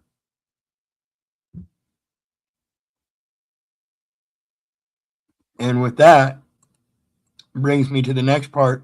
How familiar are you guys with let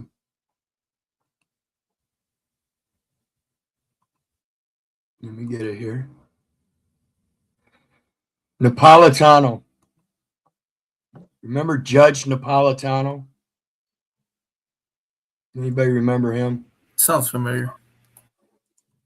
One of the greatest judges we've ever had. Oops.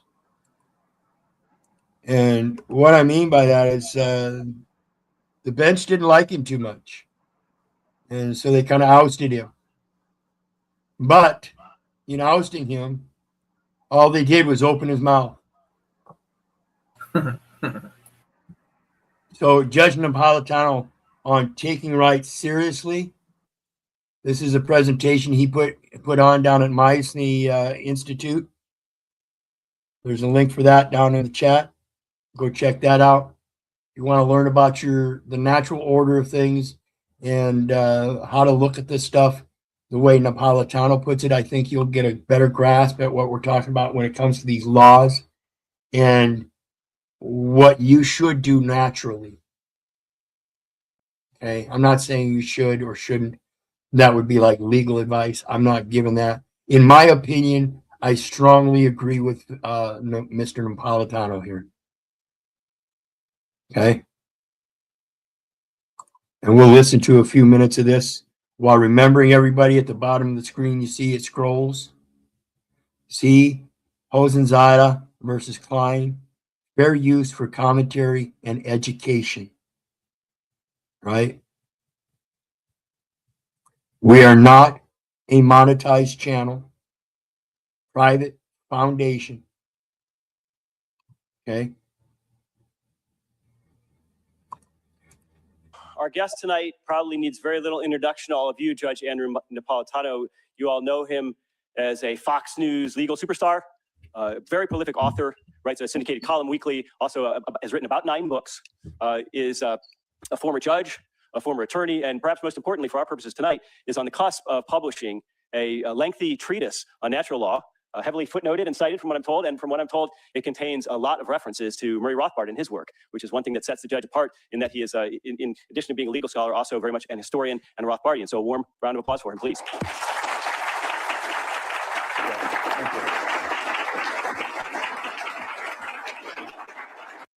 And we're just going to listen to a few minutes of this to kind of give you a sense of what he's going to get into here. Thank you, Jeff. Thank Again, you for it's the warm natural law. welcome.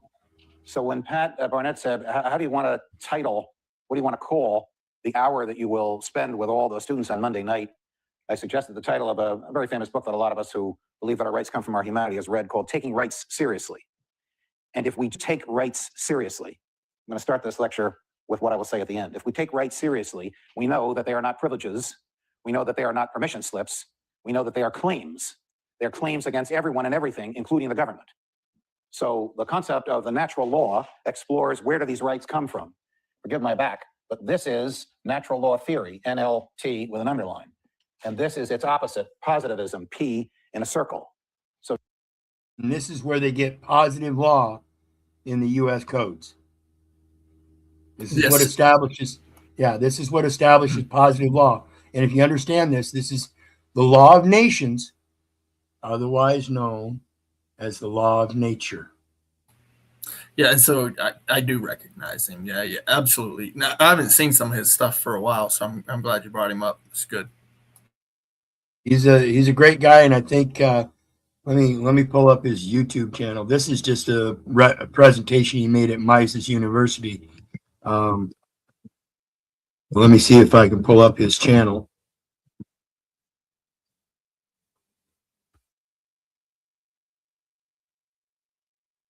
Where is it?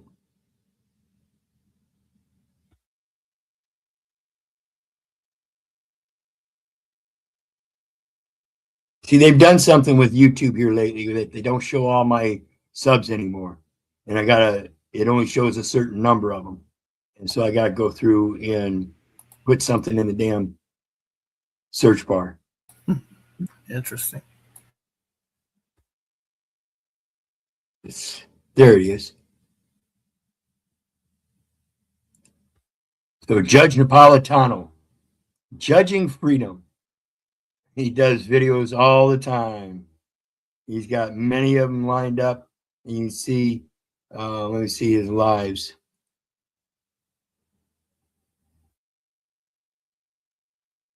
At 7 a.m., 8 a.m., 7 hours ago, 8 hours ago. He does them constantly. So go check him out. He's talking about all kinds of world events, and he gives you great viewpoints on how to look at this shit so you can sort out the chaos. Drop that link. Yeah, we're at the point that we pretty much should only be listening to people who are tried and true and tested over time, or they're speaking facts.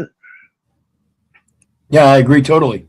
Hey, Keith. People that have a record. Go ahead. Hey, I don't know if you're dropping the link in the chat because I don't see it. But if you would like somebody like myself to look at it, you might want to put it in the description of this actual video. So when we're rewatching the video, when it reads whatever the description of the thing is, and you hit more, you can paste that link down in there. Well, we're going to be hitting these links quite often during the debates. We're going to show people what we're looking at when we want to get our point across to them, when we don't want drama. We want legitimate conversations and legitimate knowledge with sources. And we're going to show them things like Judge Napolitano and all these other links and what we're looking at, the 20-page essay and what I see in the paradigm shift and all the panelists that come up with knowledge and stuff. It's all going to be forbearing of what I want to see more objectively as true. In other words, I don't want the drama. I want the information that's going to educate. I think that, this is what's really weird, because sometimes it's like they say, when you get rid of all the other stuff, that sometimes the answer is the simplest, or, when you remove all the bogus stuff, then the answer becomes more clear. See, absolutely. I think that's what we're getting onto, yeah. Right. Even in this paradigm shift, it's like people say that the system's broken, and the system, this is like Judge Napolitano there. Like, he was doing the judgy thing, and then you say that they booted him out. So now he's like on YouTube or doing his own thing and explaining certain things. But, it's kind of weird in that aspect. Is like, in some way, the system wasn't broken, right? We lost control of our own governance, of being able to govern ourselves. We gave that control over, because it's just like this: with the system that's in place, just with the proper, almost want to say, people in those positions would rectify a lot of things without having to start back. Like, I feel this conversations is like we just came out of the Stone Age, right? And we just got the internet. So now we're figuring out how to get our communities connected through an internet now, so that we could just start the system all over again. but the system's already in place, That's right? exactly The watersheds. right. That's exactly what I was saying over on the other panel, wasn't it? Wasn't it? Yeah. Yeah, and I think we I don't have a know. better shot at this if we work symbiotically with it. Yep. Like I pointed out earlier, we have major news outlets that are letting go of their commentators and some that are just wantonly leaving. And here we have an example that somebody that was ousted from the bench went to Fox News, and now he's got his own YouTube channel. He's getting anywhere from 50,000 to 1 million views every video, and he's doing several videos a day, every day. You know, so we have somebody that has a rhetoric and certainly has a following and certainly has a constructive knowledge base. And I think it's wise. It's like a preacher, though, right? I mean, it's the same thing that Napoleano's just became a preacher because, oh, he's got his YouTube channel. And I mean, he's tickling a bunch of people's ears, you know, and everybody wants their ears tickled and whatnot. But as in actual, it's like you claiming that my other channel was about law, and this channel is not going to be about law. But we have to understand right now you're talking about natural law. So there's law going to be injected into it no matter what. And that way it's like that. The system of law is already there. It's just Correct. admiralty law or whatever. So truly what we're doing is getting back to our nature, which is the true law. And again, I'm not saying it is not about law. It is not about law. It is about our nature. And in that, again, I admit, just like I have to admit, we're going to have to accept certain drama shit that's always going to be in the territory. Same with law. Same with politics. Same with ideologies and psychologies. That's why I said this is going to be specific topic every other week, but we're going to do show every week. So the intervening weeks, the intermediate weeks, we will do open topics, and that's where the law and ideologies and psychologies and all this politics and statistics and trad wife and trad life and all that's going to come in. Yeah. So it's going to be built in, and we're going to be accepting of it. But the thing is, we're going to try to mitigate it and limit it so that we can turn people that think they're stuck into understanding their capabilities and acting upon it. That's the progression, the actions that both the viewers and panelists and people like Malika, who are already active partners in it. And I'm sure you agree. And I'm sure you agree that Malika is very good at being symbiotic about things. She shows them, hey, we're willing to accept things, but you have to accept that you're wrong in this because of this, this, or this. Simple acceptance. And again, that's getting back to the simple things. That's in her repertoire. She likes things simple too. Yeah, I was going to say to do otherwise would be falling back into that trap of the corporatist idea, right? It'd be accepting comfort and convenience. Bullshit. You know? So no, it's very much so that you have to be able to learn and grow. You have to be able to appreciate what has been laid out on the table. Not just look at it and say, you know, oh, that's useless. No, there's use to it, and you have to know what the use is, but that requires learning. Right. And that paradigm shift in that aspect of like the corporations and all of this and what they're doing and like the what did you call it? I'm just going to use the word mega, right? Like the mega power plants to do it on the micro. Yeah, macro and micro. Yeah, is that same process. It's you know, there is nothing, right? I mean, right now, if we sit and we think about it, as in corporations and how they try to do it and do whatever, it's like there is nothing. There's nothing for you and I really to go to these corporations or buy electricity. We're not buying anything. Nothing's really happening, right? Because it's all debt. It's like debt. Nobody has money. Everybody's broke. Every country's broke. Da da da da da. But the system that's in place, if it's actually almost want to say run properly, because it wasn't stupid. I mean, to put the system in place and to have communities and water and watershed and houses and water running to everybody's house and having indoor plumbing and da da da, whether you're a nomad, whether you're landstead or a homestead, it's like the system worked, right? It Yeah. worked. Well, and that again, that's the symbiotic part, which brings us to our next component. And I want everybody to understand, like I said, we'll be going back over Napolitano. I want to institute Napolitano segments where he talks about taking right seriously, as well as I want to implement segments for the next guy, which is, I don't know if you guys are familiar with the Stanford Prison Project. Philip Zimbardo. The Stanford No. Prison Project. Yep. That's Stanford where that's where the guards and the prisoners, it's the Stanford prison. Yeah. I know what it is. Yeah. Correct. Yeah, and they found that they had to cut the project short. And he was the one that did the experiment and funded a majority of it. And he felt so bad when it was done that he turned his entire thing around. And now we have what's known as the Heroic Imagination Project. Okay. And so if you just look up Heroic Imagination Project on YouTube, you'll come up with this page.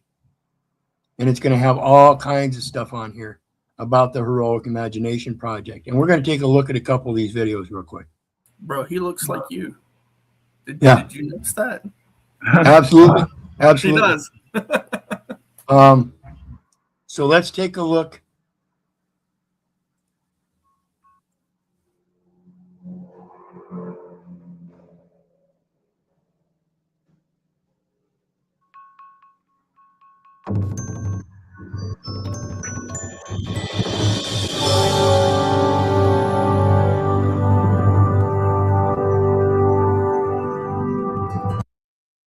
And I would remind everybody of the copyright notice below. See Hosenzaida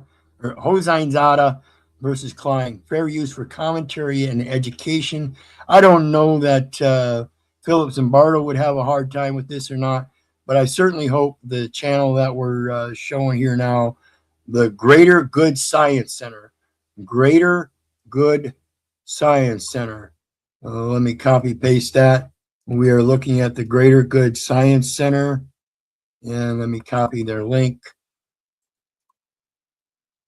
to this video, and go check them out. Give them a thumbs up, maybe a sub, and let's get into it here.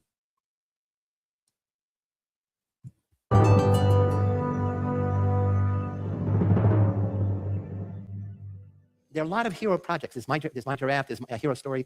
We're the only one that's encouraging research because there's very little. So here's research we've done with a sample of 4,000 Americans in a national probability sample. And opportunity matters. 1 out of 5, 20% qualify as heroes on the definition I gave you. Opportunity matters. You're not going to be a hero if you live in the suburbs. No shit happens in the suburbs. Education matters. The more educated you are, the more likely you are to be a hero, I think, because you're more aware of situations. Volunteering matters. 1/3 of all the sample who were heroes also had volunteered significantly, make up to 59 hours a week.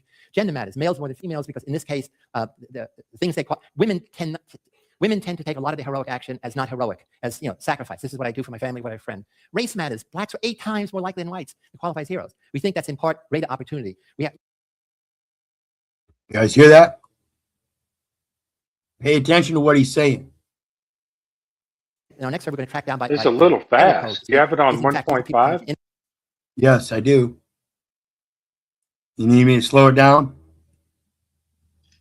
Well, it was hard to hear what he was saying about. The things that. Slowed it down. We'll go It back was just over. hard to hear what he was saying about the women and like the volunteers are going down through that list. I watch mine at 2 times live in the speed. suburbs. So. No shit happens in the suburbs. Okay. Education matters. The more educated you are, the more likely you are to be a hero. I think because you're more aware of situations. Volunteering matters. With this first one, 1 of 5, 20% qualify as heroes. Do you think we have that 20% heroes today? Do you think people see 20% of the population as heroes? Do the 80% It's see going the to, 20%?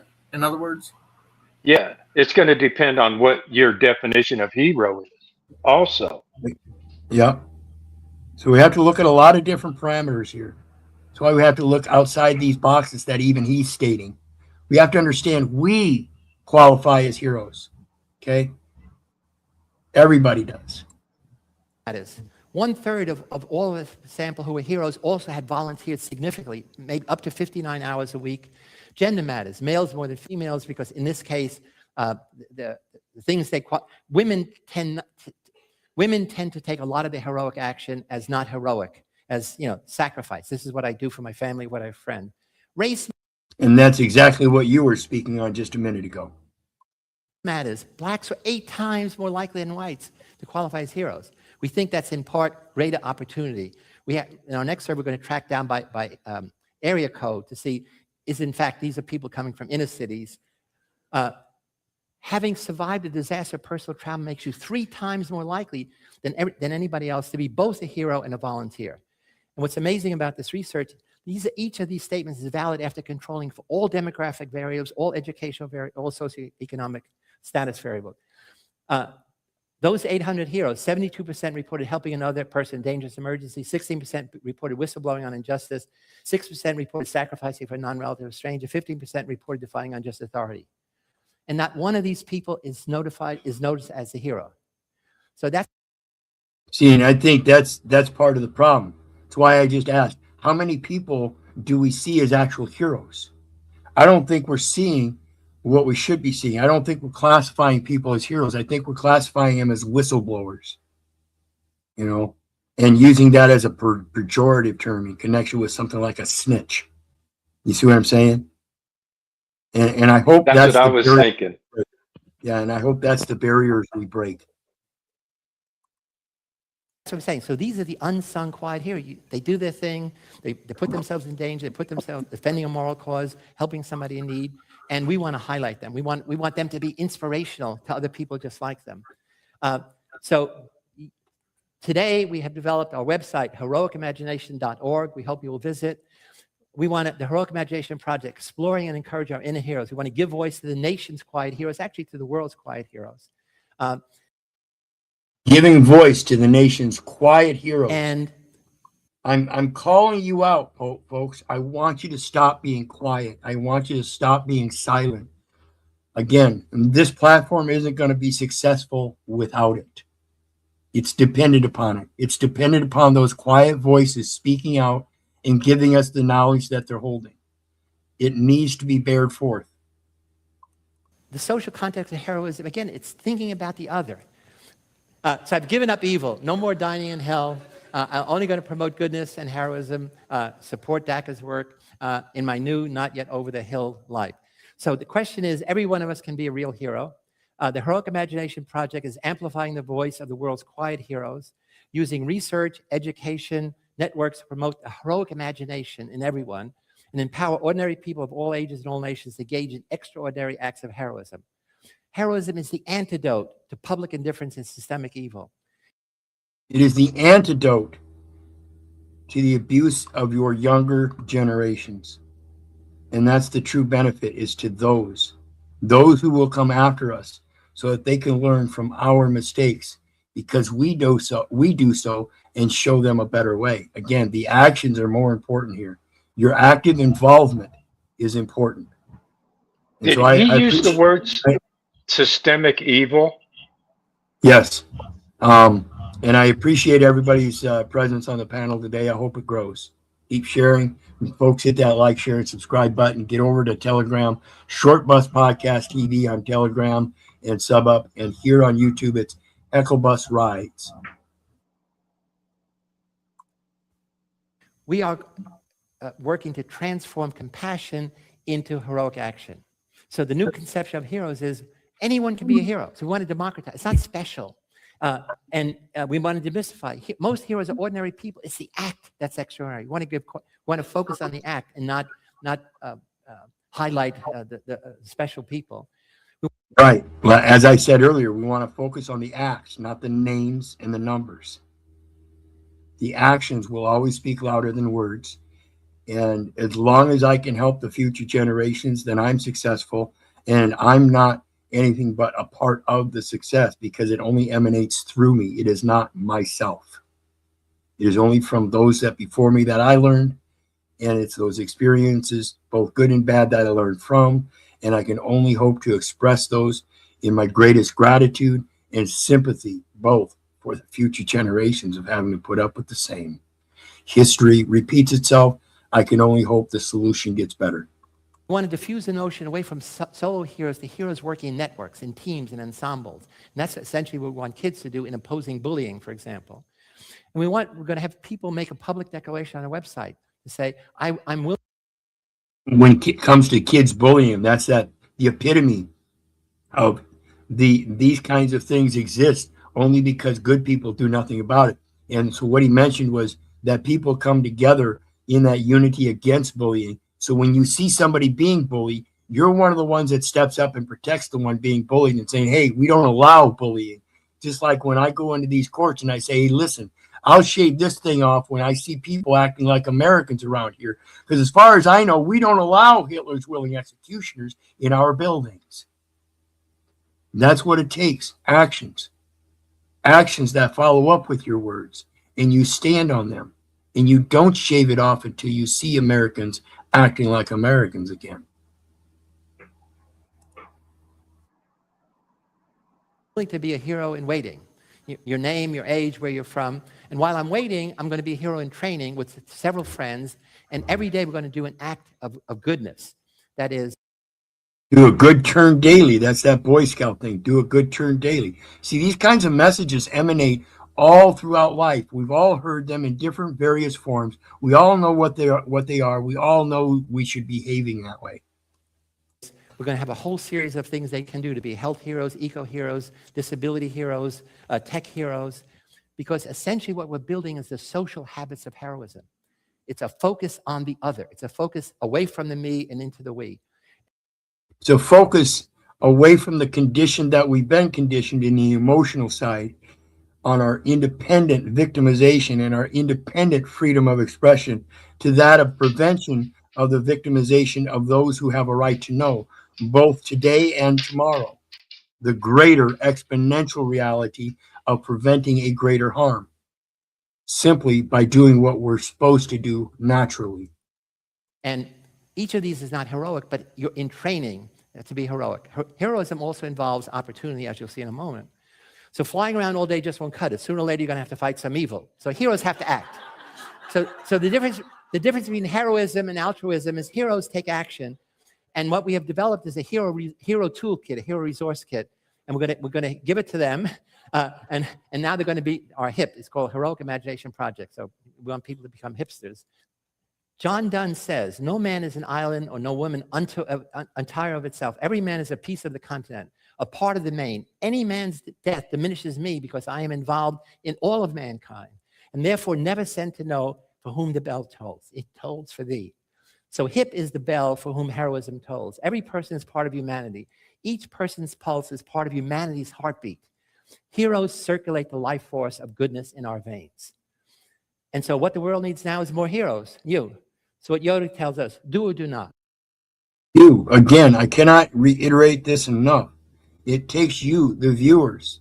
We can only be sustained by the diversity of the heroes, like he's talking about, heroes in all sectors of life. That's the only way we can revert back to our nature, is having heroes in every aspect. As a little man, I grew up wanting those heroes. I wanted the guy that could teach me everything about auto mechanics. I wanted the guy that could teach me everything about this. I wanted the guy that could teach me everything about this, because I knew nobody knew it all. That's the implausibility of me being able to do it alone. So yeah, I want to touch on the bully aspect of this too, because what I've found that's very interesting, and I see this almost across the board. The nature of the bully, much like anybody else, I believe he feels that he's doing the right thing. I really believe that. I believe that he's still I believe that he believes he is still doing good. Because what he's doing, in my opinion, is he's trying to use shame to bring someone out of a victimhood status, not realizing that he is being a bully. Where I see the downfall in that is that he is using his talent in a lesser way in order to achieve a better goal, but it still is the lesser way. I believe shame might have its place, but not in the sense of it should have its place to speak to power. So it should have when it comes to one with discipline authority, the discipline power, mom and dad. Yeah. Okay. Yes. But when it comes to a neighbor or friend or something like that, yeah, I agree. It should Right. be more of a heartwarming, hey brother, you fucked up. Here's what you can do to do better. Well, if you You know? see a weakness, But you see somebody, if you see somebody who is weaker and you are using the bully tactic on someone who is weaker, that's what makes you the bully, right? So if you're using it towards someone who is supposed to be stronger, that you're actually defending something, that makes you a hero, right? Versus Right. the bully who picks on someone who he knows, or he really sees someone as weaker, so he's going to quote unquote bully them. That's where the hero status separates from the bully status. In my Hey, opinion. I got to interject real quick. I'm just going to interject real quick, and somebody needs to define the bullying technique, right? Because I think this dude speaking in some way is trying to bring bullies in, and he's calling them heroes. But see, what is the bullying technique? Are these people going to be heroes, or is he just making a bunch of bullies who are going to claim they're heroes, like what the I guess I'll just say gentleman was just saying, like, should bullying be okay? Is bullying a lesser way? Well, Is it?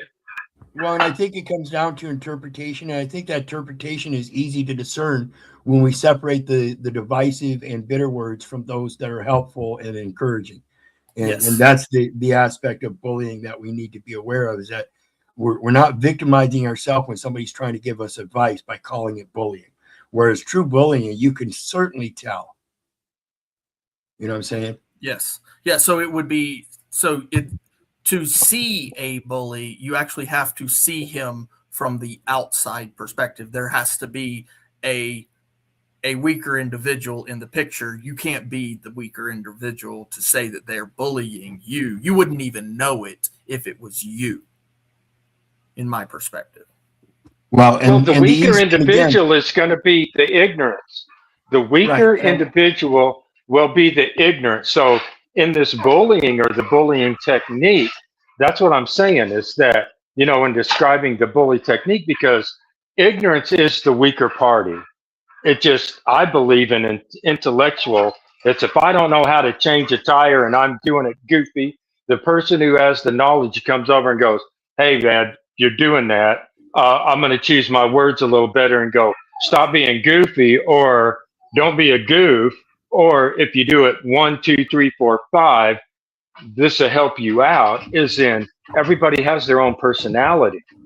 Everybody, all not this. But again, that comes down to the discernment by how they're quote bullying. If they're bullying, you can discern it quite easily. Like I said, by discernment through the words that they're using. Are they divisive and bitter, or are they caring and helpful? So I like the tire changing example. So there's a point of stubbornness. So if you approach an individual who's changing his tire and you offer assistance and he becomes stubborn, then in my opinion, that would be a time to walk away. You wouldn't bully. You would actually just simply shake the dust.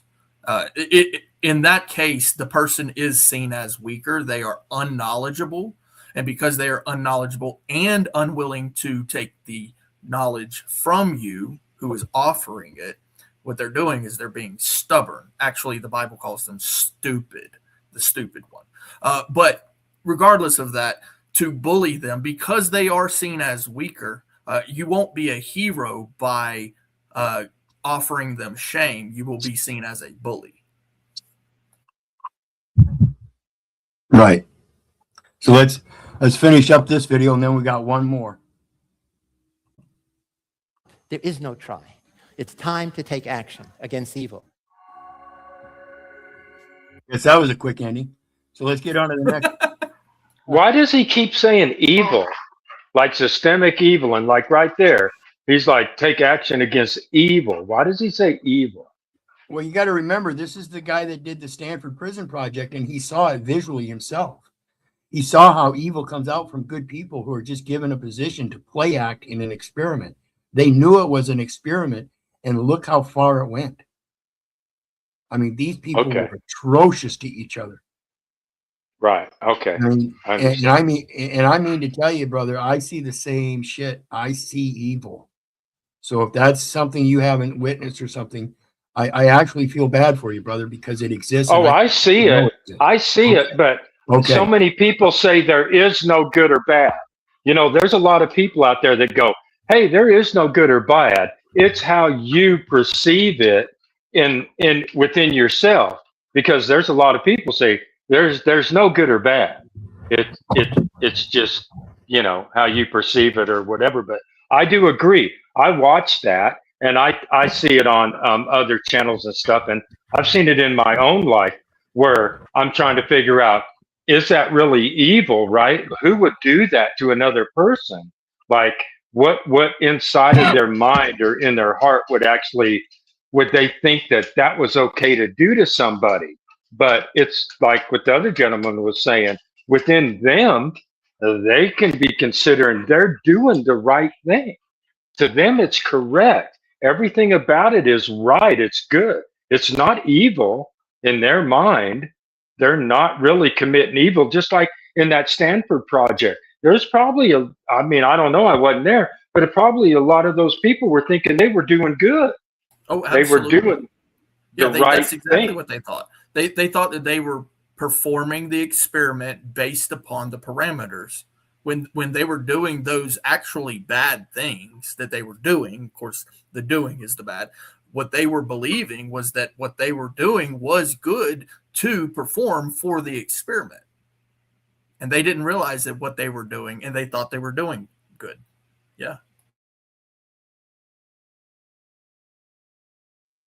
Okay, I'm ready. So exactly. So let's get on to the next one here. And this one's only 3 minutes long. And again, this is from Amber Shaver. She's only got 2 subscribers over there, guys. Amber Shaver, Amber Constantino. And I imagine she's intrigued in this. So go over and check her out. There's the link down there. And again, remember, each one of us is in fact a hero in some extent or another to someone. And if not, we ought be. See, I think that we all have our own talents, right? It's not whether, in that way of hero, of definition of hero, is that we all have our own talents, and it's almost like that, because I was thinking that same thing what he was saying. It's almost like it's liable to get us to self-worship, right? Because I'm a hero. It's almost, there's a fine line, like what he was saying, and the way he was trying to get people to be a hero. It's like part of inside of me was like, that guy's like, in some way, I'm not saying he's doing bad, but if people can start self-worshiping and in that and finding that instead of just your talents will help you and in a community, whether or not you're a hero of self-worshiping. That's what because I think some of those people in that project did that. They were self-worshiping themselves. I'm doing good. I'm doing right. I'm self-worshiping myself. I'm the good person. I'm the hero in this scenario. And I'm going to do this. And exactly, and so, the guard. Right. So I think, and when we talk about everybody's a hero and everybody's this, that, in some way, I'm self-careful within myself that listening to that I can still self-worship myself and know my talents and what I'm good at and what I could help somebody else accomplish if they're truly desiring to accomplish it. But I'm having a hard time, whether in distinguishing, does that really make me a hero as like set above everybody else? Because that's what a hero to me, the definition would be what sets you above everybody else. And just because you Right. have more intelligence than an ignorant person doesn't really set you above them, right? Right. Well, it's more a subjective thing, like you were talking about earlier. Depends on what you do and who you do it for. There's different levels of heroism, and so if you're a mechanic and you grow up as a mechanic and get into racing, like Daryl Earnhardt Sr., you become a hero to your own son, Dale Earnhardt Jr. Now, if you're a hero and you die of your addiction to racing, is that good or bad? Well, it depends on the connotation, because it could be a hero that died of his dedication to racing, and it wasn't necessarily an addiction. You see where I go with that? See, there are different aspects that we need to take into perspective as to who the hero is and who's a hero to us. Are we a hero to somebody, anybody, many people in different ways? What is the heroism? That mission is seeding the earth with heroes. This is Dr. Philip Zimbardo, one of the world's most distinguished social psychologists. You may know him for his controversial Stanford prison experiment, which profoundly demonstrated the power of the situation in procuring evil acts. His present research involves understanding the other side of human behavior, the psychology of heroism, leading to the creation of the Heroic Imagination Project. What we do know is that the very same situation that inflames the hostile imagination in some people, making them perpetrators of evil and villains, that situation also provides opportunity for others to instill the heroic imagination. Creating small but significant changes in perception can have a lasting impact on the thoughts. The perception, as I just mentioned, we have to understand we each have a different perception because we each come from different perspectives. And that perception, as we express it again in that First Amendment, is exponentially greater in those who have a right to know. That right to know is based on who wants to know. Again, this platform is only going to be successful if the viewers want to know rather than want to get soaked up in drama. And behaviors of individuals and groups. The Heroic Imagination Project creates these structural changes through what Dr. Zimbardo calls interventions and uses ideas from social and cognitive psychology to lead to these drastic improvements. But what areas of life are in need of such drastic improvement? Let's take a look at a phenomenon called the bystander effect. Pay attention, folks. The bystanders, the viewers, the hecklers. Who the heck are the hecklers? Who are the bystanders? Who are the ones that are going to stand by and let the bully bully? Okay? There are social and psychological forces that work within a group of strangers that keep ordinary individuals from helping someone in need, even though they are perfectly capable of helping. The more people there are, the less likely someone will help. We do not need to agree to these ordinary responses as acceptable norms. The Heroic Imagination Project has created a way to effectively educate people about the mindsets needed to face these dangerous psychological and social forces, and promote a heroic imagination so that all people feel capable of taking action when needed. So all people feel capable. You're already capable, you just don't feel it. The Heroic Imagination's mindset interventions have demonstrated effective long-term shifts towards growth mindsets. The interventions empower students to make positive change in their lives and the lives of others. We as humans all share the basic tendency to change our behavior in social situations to match what we feel is socially acceptable to societal norms. This tendency to adjust to the perceived norm is called social conformity. The problem, however, is that many times the group consensus leads to terrible mistakes. In the Heroic Imagination Project intervention, students are made aware of the existence of social conformity and identify their own automatic tendencies to conform. Concepts of mindset and social conformity facilitate our understanding of the bystander effect. Everyone holds the capability to help in a wise and effective manner, but it may take some practice of imagining real-life emergencies. The Heroic Imagination Project Interventions uses this technique to teach ways of overcoming the pressure to watch, wait, and do nothing. And that, folks, is what we hope to instill here on the Short Bus Podcast TV. We hope to instill your own change. We hope to instill your own ability to see your capabilities and act upon them. And that brings us to the end of the Short Bus Podcast TV show for today. Building and growing and developing now time. Thanks for coming up, guys. What do you have on the way out? I'll go first. Okay. If that's all right. Sure. Yes, I think that, I've in some way talked to my neighbors. I don't see them a lot, but it's almost like we have our own plot of land, right? So we all have our own houses. We all have our own backyards. And it's like certain people, like at the beginning of the street, they got a bigger yard. But it's almost like me talking to them and just knowing, like, even in like a home garden or gardening around, it's like the people, if you looked at the people who own the property, it's almost like you can picture what they would be able to do. So, it would be like not everybody grow every individual thing. It's like each person grow one thing for the community, and then they be responsible for that one thing. Let's say it doesn't take a lot of watering and they're elderly people, but they want to participate, then they would be given a vegetable or something that didn't take a lot of care, but since they were doing everything they physically and mentally could, they would be putting in just as much effort as a person like myself or somebody else who was more capable and could do something that took more time or more effort in growing. And it's like, but then we get into the problem with the city. So it's almost like there still becomes a legal aspect to it, and like in how and handle that. So I just want to leave with that and say, in those thinkings that can be done with that people who own land and whatnot. Well, and I want to bring that back to the family structure then too, because that's the strongest right there.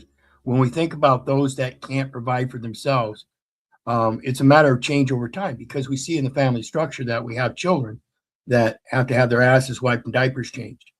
And we also see adults in their older age that have to have their asses wiped and their diapers changed. So it changes over time, and we go from having to have our asses wiped and diapers changed to being the ones that change asses and wipe diapers, both for children and those that brought us into the world. So that's the real structure of community, is multiple generations of family units, familial units that are willing to wipe each other's asses and change their diapers. And that's what we've lost. We've lost this community where the family brings up children in the same home that has grandparents present, so that when mom and dad are out working the fields or doing the things that they need to do, the grandparents are educating. And then when mom and dad get home, they're also educating from the different hats that they wear according to that family structure. Again, grandma, grandpa have different talents than mom and dad, and convergingly so all together, those are all imputed on the children that are in that same 3-generational household. There were times where there were multi-generational households that had 5 generations in one house, and that education was strong. And that's what we're lacking today. That familial unit, which is the true base foundation of community. And that is where the diversity comes in. When we have those younger generations that are being raised by multiple generations above them with all those diverse talents, they're the ones that benefit the most. And that's why I say we need to expand with the diversity and enjoying with the viewers as the developers of this platform. We need to develop a system of exchanging information so that we all grow. And it's imperative that the viewers understand their growth. Their growth is in this. Our growth is because of the viewers, period. Extraordinary. What do you got on the way out? Well, I think our success is it's not a selfish act. You can't be successful on your own. If you can't bring up those who are struggling around you, then that makes you immoral if you just come up without considering those people and giving it your best shot. And from my experience, there's going to be a lot of people who will either deceive you or they will refuse to come with you on your path towards success. And it's a process of elimination. If you can make a list of everybody that you meet, everybody that you see, and just think about, just like Fallen, just like what you said, think about everybody and what potential they might be able to reach and what you can do, then you can work on the elimination for those who do not wish to partake. And then you can reorder the list so that the people who need the most urgent attention, or maybe the situations where you're most likely to succeed, you put those at the top of your list. Because society, they like to see all these success stories. They like to Absolutely. see things that have high emotional impact. So leveraging that, we can all become heroes, and we can encourage such a concept. And honestly, I think this is what led to the United States of America being formed in the first place. This was a mentality back then. If anybody's I heard agree. the story of the independence, when we held up the flag and we were getting bombed to death, that's the most symbolic story representing this heroic movement, in my opinion. And this is what we need to do. This is exactly what we lost, which led to us having the democratic form of government over the republic. And so this is what we need to do to bring it back to where it came from. Because Absolutely we're the agree. government. We're the government. We created it, and we are the government. So we're supposed to take control of it and not have it taking care of us, except unless we're sacred disabled. Absolutely agree, and that's what I'm talking about when it comes to the capabilities. We are capable because we instituted the government. Without us, the government is nothing. So we must take up that capability as a responsibility. All right, Brick, what do you got on the way out? Oh, real quick here, let me read down some medic comment. I grew up on the farm with mom, dad, grandma, grandpa, aunts, and uncles, and all the cousins. I agree the system destroyed that type of life, but it was the greatest. Homesteading that way was easier. Absolutely. It was a self-sustaining community as a familiar unit. That's your local power. Yeah, I think the idea is to use the system and use the technology and everything just so we could bring it back to the basics. Because we can't just live in the basic life. There's a process from childhood until we become old in age, in which we learn and then we get good with technology and information and everything. And then we learn how to go back to the basics, because there's practical application for all this technology and complexities, but it's not the primary way to go. It's an essential part of it for the world at large. But individually, we take the best of both worlds. But if we can just keep it basic, then that's the most essential for the next generations to come. Absolutely. I think that's what I'm trying to put forth, is the progression in that mutual acceptance of both sides, that symbiotic relationship. What do you got, Brick? Yeah, brother. I appreciate you having me over, man. This has been great. Like you said, it's about the learning experience, always reaching, striving for more. And of course, for me, that instruction that is given or taken, passed down, that knowledge, uh, the final authority on it for me would be God. But unfortunately, I can't have a full on conversation with him. I could talk to him. He doesn't actually talk back to me, but he does provide his written word. And so I go to it from time to time. And I just wanted to be able to provide something of value from that. In Genesis 1, it speaks that God created man. And then when he created man, he decided that he would be giving, well, he probably already had that decision. I don't know if he did or not, that he would be giving that dominion over to man. And this is actually what he says to man in 28. He says, and God blessed them. And God said unto them, be fruitful and multiply and replenish the earth and subdue it and have dominion over the fish of the sea and over the fowl of the air and over every living thing that moveth upon the earth. We have been given a responsibility, a task here. We're stewards. And if we are such stewards, under his authority, surely we would want to please such a wonderful and gracious creator. He gave us this, and he wants us to, and he expects us to take care of it in the form and fashion of what a good steward would do. We are men. We are men. Just imagine, he created us, and we are men. We're those guys that we talk about in the past that were supposed to be doing the right thing, and some of them did it, and some of them didn't do it. But we are the ones now. Yeah, that's that. Go forth and multiply, prosper multiply in prosperity and abundance, replenish the earth. Replenish means the restocking of earth. So what you take from her, you give back. And this is the symbiotic relationship with Mother Nature. And it's the same symbiotic relationship we have with this government enemy. You put in what you get out. And if you do so, it should come back as prosperous if done with good intent and good faith and fair dealings.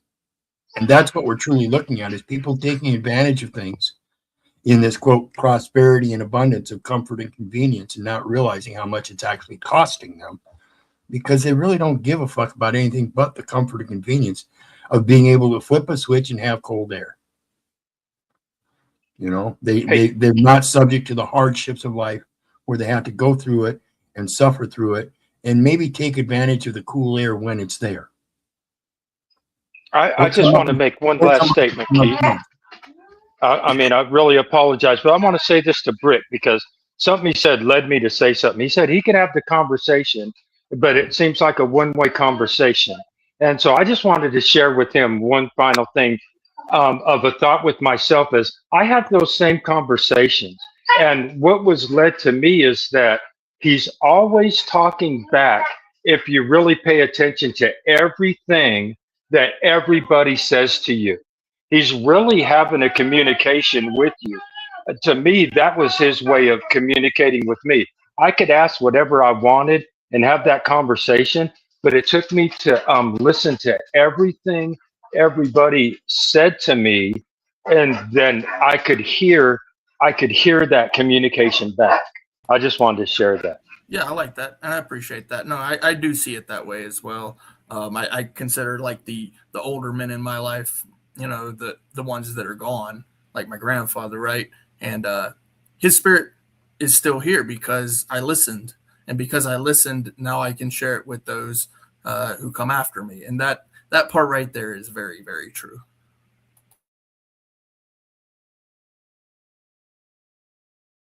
You're muted. Well, with that, we're on the way out the door. And what's the matter here? Oh, there we go. And so enjoy the outro. I don't have an intro or outro set up for the show yet, so we're just going to deal with this. Enjoy. Thanks for coming around, guys. And Brick, I'll talk to you afterwards.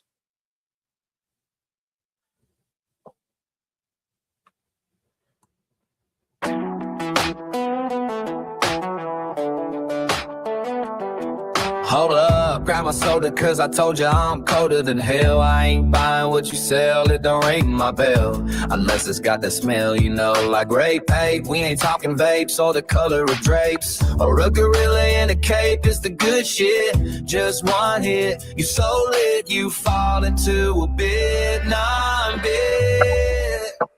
What's fucking funny is you're a monkey, a high school flunky, hero and junkie, obliteration of the carnation, with gross castration, skewed citations, by your intimation.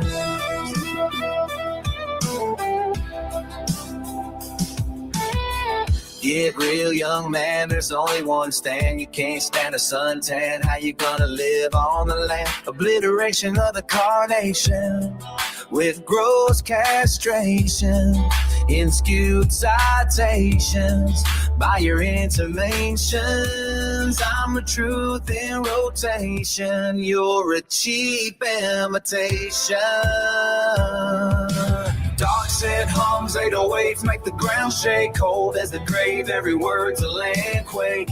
You're a flicker in a cipher, I'm the flame that won't fade. Step into the night where the shadows are made. What's fucking funny is you're a monkey, a high school flunky, hero and junkie. I'm gonna click another hit of this good shit, and I'm already it, so take over, it's been non-big.